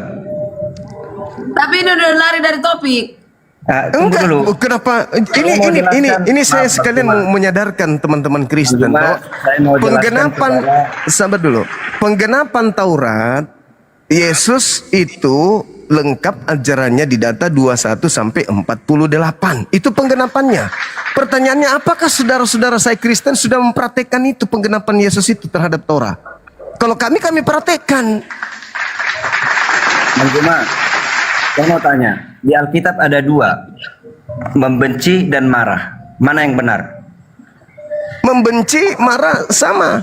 Tidak sama. Meski iya, tapi dalilnya kita bicara dalil. Iya ngerti, benci, marah. Saya tidak. Waduh. Iya memang beda, Pak. Tapi Anda. memang beda, tapi kan data dua-duanya di situ marah. Membencinya di data 43. Jangan digabung-gabung, jangan Kasih saya waktu dipelintir-pelintir. menjelaskan bedanya membenci dengan marah. Tidak perlu, saya pun tahu. Tidak perlu. Tapi buktinya Anda tidak paham.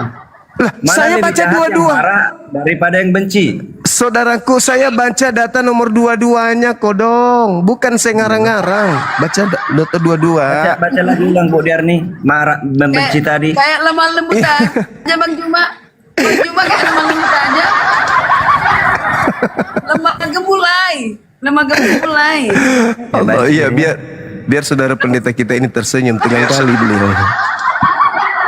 1, 2, 3. Mohon izin Gurunda, mau saya motong sedikit lagi. Mohon izin. Iya, silakan. Tadi beliau mengatakan di KJP. Di KJP juga dikatakan, but I say unto you that Angry. whosoever is angry. Angry. Angry di situ with his brother. Angry di situ. Pak Jangan Pendeta. dirubah-rubah Pak Pendeta, nggak usah. Kalau Pak Pendeta memang anda mau melanjutkan dulu Ayat karena berapa yang data masih dibaca? kurang, boleh istirahat dulu, kita lanjut besok. Kalau memang Pak Pendeta kan baru habis pulang nih, capek lelah beliau. Iya, belum makan. Jangan Belum terlalu makan tegang juga. Pak Pendeta, jangan terlalu tegang. Senyum dong, Biar senyum istirahat. dulu. Senyum dulu Kita dong, hargai senyum. beliau lagi Pada capek. habis waktu untuk senyum, saya mau jelaskan. Senyum Saya senyum dulu Saya Pak Pendeta. sudah telah menjawab penggenapan hukum Taurat adalah Yesus. Yesuslah pemilik hukum Taurat. Tapi dari pihak Bang Juma belum menjelaskan bahwa Al-Quran ada hukum Tauratnya dengan rinci, kemudian penggenapannya di Al-Quran belum. Hanya seorang Nabi itu yang dibuat penjelasannya. Jadi ini yang penonton 4.300 nih akan menilai ya.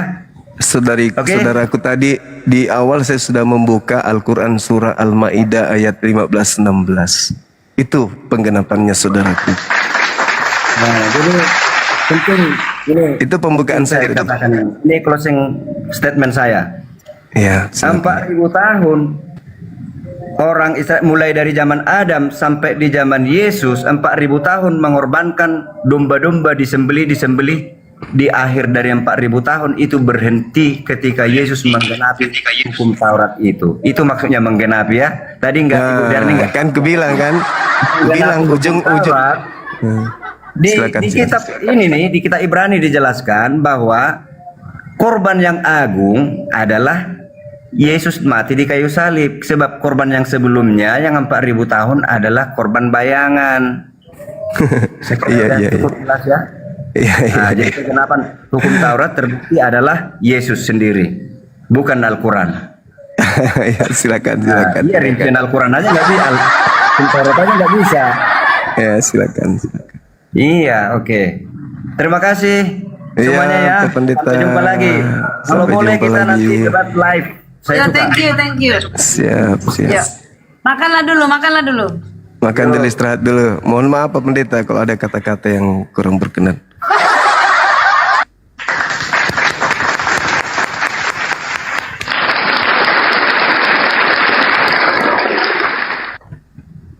Cekarut di Masya Indonesia. Allah. Iya. Terima kasih buat Gurunda, Pak Pendeta dan juga teman-teman Ikhwan Villa dan juga teman Muslim ya. Dengan berlangsungnya diskusi antara Gurunda dengan Pak Pendeta. Nggak tahu saya namanya nggak tahu nih, Pak Ringo aja lah, Pak Pendeta Ringo. Rahmat, namanya Rahmat. Rahmat itu loh, itu Rahmat Muslim itu padahal Gurunda ya. Nama Iya, Muslim. kami semua bahasa Muslim. Insani, kakakku Insani. Wow, istimewa. Ya mudah-mudahan Tanda-tanda tapi mu'alaf ya, itu. amin, Allahumma amin. Tapi dari semua Banyak perdiskusian ya Gurunda dengan Pak Pendeta ini mudah-mudahan bisa mengedukasi. Kenapa Ya. Karyana? Kau kenapa? Malu-maluin orang Kristen. Kau nggak sadar yang barusan itu nggak malu-maluin. Joget-joget pula kau. Sorry Bang Arom. Ternyata setelah ku baca juga ayat tadi, memang di gunung, tapi itu diperlihatkan di dalam surgawi katanya. Iya. Itu loh, keadaan di dalam surgawi diperlihatkan. Itu Gimana dapetnya? diperlihatkan situasinya di bukit. Iya. Nggak ada, Di nggak ada. bukit. 3 kitab yang mencatat itu nggak ada diceritakan di surga. Malah Tuhan turun awan-awan ke bumi. Gak masuk akal. Lalu ada suara. Kapan Yesus di dibaca bumi dong. Musa? Kapan Dibaca. Yesus di bumi dengan Musa? Dibaca dalilnya. Dengan Musa. Dibaca dalilnya. Bacalah. Ya itu Udah tidak aku baca. ada. Bukan di surga itu. Bukan di surga. Elia di mana sekarang? Di surga. Namanya kuasa Tuhan bisa Elia Musa di surga. makanya dalam Al-Qur'an Musa surah dari surga. Ya udah Ali Musa Imran diperlihatkan yang kedua orang ayat ini diperlihatkan 100 bertemu dengan Yesus.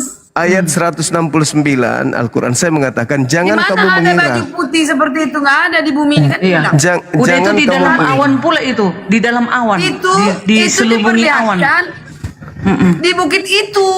Ini menceritakan pekerjaan mereka di bukit. Kejadiannya sampai Petrus katakan, buatlah kemah di sini pertanda bahwa di sini pernah bertemu dengan orang yang sudah di surga gitu loh.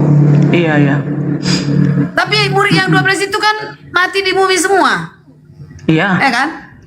Nah, Musa dan Elia di surga. Nah, itu mempersatukan yang di surga dengan yang di bumi. Yesuslah yang mempertemukan. Iya. Jelas ya? Jelas. Betul. Aku tadi mohon Itu. maaf, salah tadi aku. Karena Jadi aku kira adik tadi di saya, tempatnya aja. Rahmat tadi, kenapa Arom bilang memalukan? Kamu yang memalukan orang Kristen. Pendeta kamu Kenapa? ngaku-ngaku, S2 kamu ngaku-ngaku. Turun Kenapa? kamu. Kenapa? Jangan marah-marah. Aku kerja kemana-mana gak pernah dapat. Baru ini dapat. Kenapa kau Karyan? Jangan Kenapa? marah. Nanti bukan nanti ya. Bukan Relax. nanti kemaluanmu. Ini ada di sini. Si Akang. Kau minta 10 juta waktu itu kan debat itu. Relax. Mana ada? Kapan? Buktiin. Santai. Waktu mau apa? Waktu kita mau debat 10 juta lah. Berapa kali kau Buktiin. bilang? Mana? Maksudnya Mana? dibayar 10. Kapan? Isi apa? Masih bagus Iya. itu. Ya minta 10 juta dia. Kapan? Lina berani nih. Jaya itu Lina Nih, tidak lihat Jaya mukaku itu nih. minta Iya, 200 juta buktiin. malah. Aku Buktiin. mau Aku dengar diskusi dengan sendiri. kita. Buktiin Dengar 10 sendiri juta. teleponmu. Aku bingung kok pendeta kok minta 10 Buktiin. juta sih? Buktiin. Memang gak dikasih kau. Buktiin. Buktiin. Buktiin, ini fitnah orangnya ini, buktiin. orangnya. Lina Kita tidak ngomong Jaya kita. pasang tarif 200 Mana, juta Kang? untuk diskusi sama aku. Mana Kang? Biasa itu kalau Enggak. cuma Kita ngomong sebentar, Bang bertiga. Juma. Akang udah ngakuin. Kian Santang. Akang ngakuin. Kian Santang. Mana Kian Santang buktinya? 10 juta itu mana? Pantasan kau Buktinya malah. mana? Gua minta 10 juta. Mana? Jangan Enggak kau bilang tadi buktinya. memalukan. Kau yang mancing ya. Kau yang mancing Arom. Mana buktinya? Bikin malu aja Mana kau cari buktinya? kip-kipnya kau. Mana buktinya? Gak jelas kau. Mana buktinya? Buktinya Mana itu orangnya 10 kalau juta? berani tuh ngomong tuh. Masih Akang. Enggak aku Mana? temani si Akang lagi Kang, kalau Cukup dia udah pernah menyangka. ke topik udah jangan bahas pribadi ya. Enggak. Ini fitnah dong Kang Handi. Enggak ada bukti tuh. 10 juta Emangnya mana? kupingku ini budak? Emang kupingku budak? Iya Bertiga. mana? Mana? 10 Lo juta mana? itu mana? Udah Mana? bahas kita Kau diskusi meminta. aja. Kau meminta Arom. Kapan? Bikin malu. Mana buktinya? Kores Mana monitor buktinya? Dinda Kores. Aduh jadi gatal sih. Anda Kian minta Santang. Udah enggak Anda usah bahas takut. itu. Biar ku bongkar Kian dulu Santang nih si Arom ini. enggak silakan. jangan. Nggak bisa Bang Juma. Nggak bisa Bang Juma. Nggak ada Klarifikasi gunanya dulu Dinda, lah. enggak usah. Aku nggak ada minta 10 juta Kang. Kau jangan framing Kang. Kian, aku nggak mau ini. Dia ngakuin. Oh, kayak gini. Memang kita bertiga ngomong Apa nggak ada itu udah nggak ada itu nggak ada dan nggak ada dikasih juga dan itu nggak ada udah gua bilang dari awal Memang gak ada dikasih cuma 500.000. emang 500.000 udah nggak ada itu dulu mau saya luruskan Arom nggak mau nggak perlu katanya Ah tuh. nggak ada itu Lu nggak ada kejar-kejar kemana-mana mau jumpa nggak mau. Baru ini ketemu. udah lanjut diskusi Enggak, dia bilang tadi memalukan, bukan yang itu memalukan. Adik saya kalau bilang memalukan, dia serius orangnya. Salah minta maaf. Bukan kayak kamu. Ya aku nggak ada minta 10 juta. Apa 10 juta? Nggak ada itu, nggak ada. Tiga kali kamu bilang, aku mau debat, bayarlah dulu 10 juta, boleh nggak? Di mana? Datang si Akang, Di mana enggak lah, sekedar buktinya? aja lah. Di mana Aku bilang buktinya? aku nggak ngarep. Bu Karyana, Udah sah. Dua orang Semua- saksi udah sah. kalau ada yang kayak gitu pasti sampai ke saya, Bu, karena saya yang pegang dana gitu loh. Tidak mungkin tidak sampai Iya, ke saya. ini ngomong bertiga waktu itu. Nggak mungkin ngomong ke Dari saya. situ maksudnya ini ya, maaf ya, Bang Juma izin maaf. Saya mengatakan ini bukan karena mau ini ya. Maksud saya gini, dari situ saya curiga bahwa Arom ini sesuatu hal sudah ada niat mau mualaf atau gimana, atau dia dari mana? Sumbernya saya nggak tahu. Jadi orang bilang gini, Karyana, mualaf lah seperti Arom. Loh, enggak lah. Gitu loh. Nggak semudah itu orang di... Itu mah bukan. Kita lagi nggak nyinggung itu, Bu. Tapi duit 10 juta Nanti itu loh, kamu, saya bingung. nanti orang tahu siapa kamu. Searching itu pendeta Arom ada nggak? Nggak ada lah. Nggak semudah itu. Kamu lanjut tadi diskusi, dengar nggak tadi? udah. Di Karyana, roomnya Edis. udah Di room Karyana Edis lanjut dengar nggak diskusi. tadi? Seorang Udah. pendeta itu, adik saya bukan pendeta. Udah Pak Rahmat kan udah kalah, udah nggak usah kemana-mana, Bu Karyana, nggak usah marah Enggak sih, kemana-mana, udah. Kang. Kalau 10 juta itu nggak ada itu, Kang. Aneh kau nih. Ya kok jadi ke gua lu, Nggak jangan ada ke 10. gua, kan gua mau lurusin dulu si Karyana minta Kamu lu, meminta. kata lu nggak usah, nggak perlu. Iya, kapan gua ngomong kayak gitu, kapan sih, Kang, sebenarnya? Emang nggak ada, itu bercanda doang, nggak ada itu. Waktu telepon bertiga, lu gua lurusin Abang nggak mungkin boleh, aku katanya bohong. nggak usah. Arom, ayo buka on cam. Saya berani. Aku nggak amnesia. Gue tiap hari on cam, Dari gue situ lagi nggak aku pakai curiga, baju. nggak apa-apa. Kau minta 250 juta nggak apa-apa. Kayak dibilang Bang Juma, nggak apa-apa. Nggak, walaupun Tuh benar loh. juga, walaupun benar Pak Arom minta 10 juta, tuh lihat Lina Wijaya minta 200 juta apalagi itu. Bukan masalah itu. Maksud saya motifnya udah tahu saya akal-akalannya. Udah nggak ada buktinya sampai detik Waktu ini nggak ada minta-minta. Aku tanya ini. Udah nggak pendeta usah di lari mana? kemana-mana, Bu Karyana. Bu Jemaatnya Karyana kok di jadi mana? lari Nggak jawab kemana-mana? dia. Kalah debat kok lari kemana-mana, Bu Karyana. Jangan nyerang pribadi lah, nggak boleh kayak gitu. Nggak boleh nyerang Karena dia pribadi. tadi duluan, bos. Bos dia tadi duluan. Udah nggak usah nyerang pribadi udah.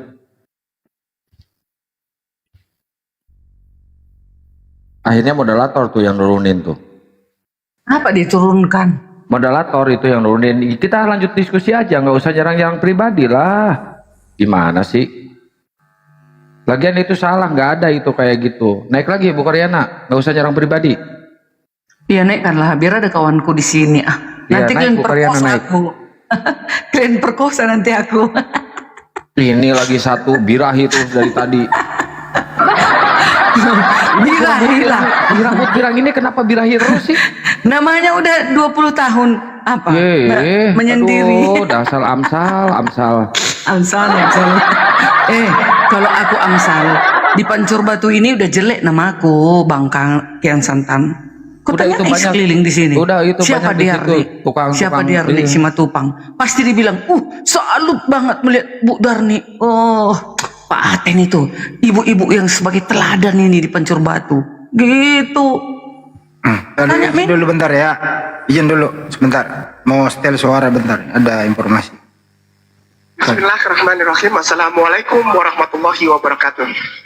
Adikku sayang Abang Zuma, Ustadz Abang Zuma, ini pendeta apa sekolah minggu ini, cetek banget omongannya, cetek banget pengetahuan teologinya.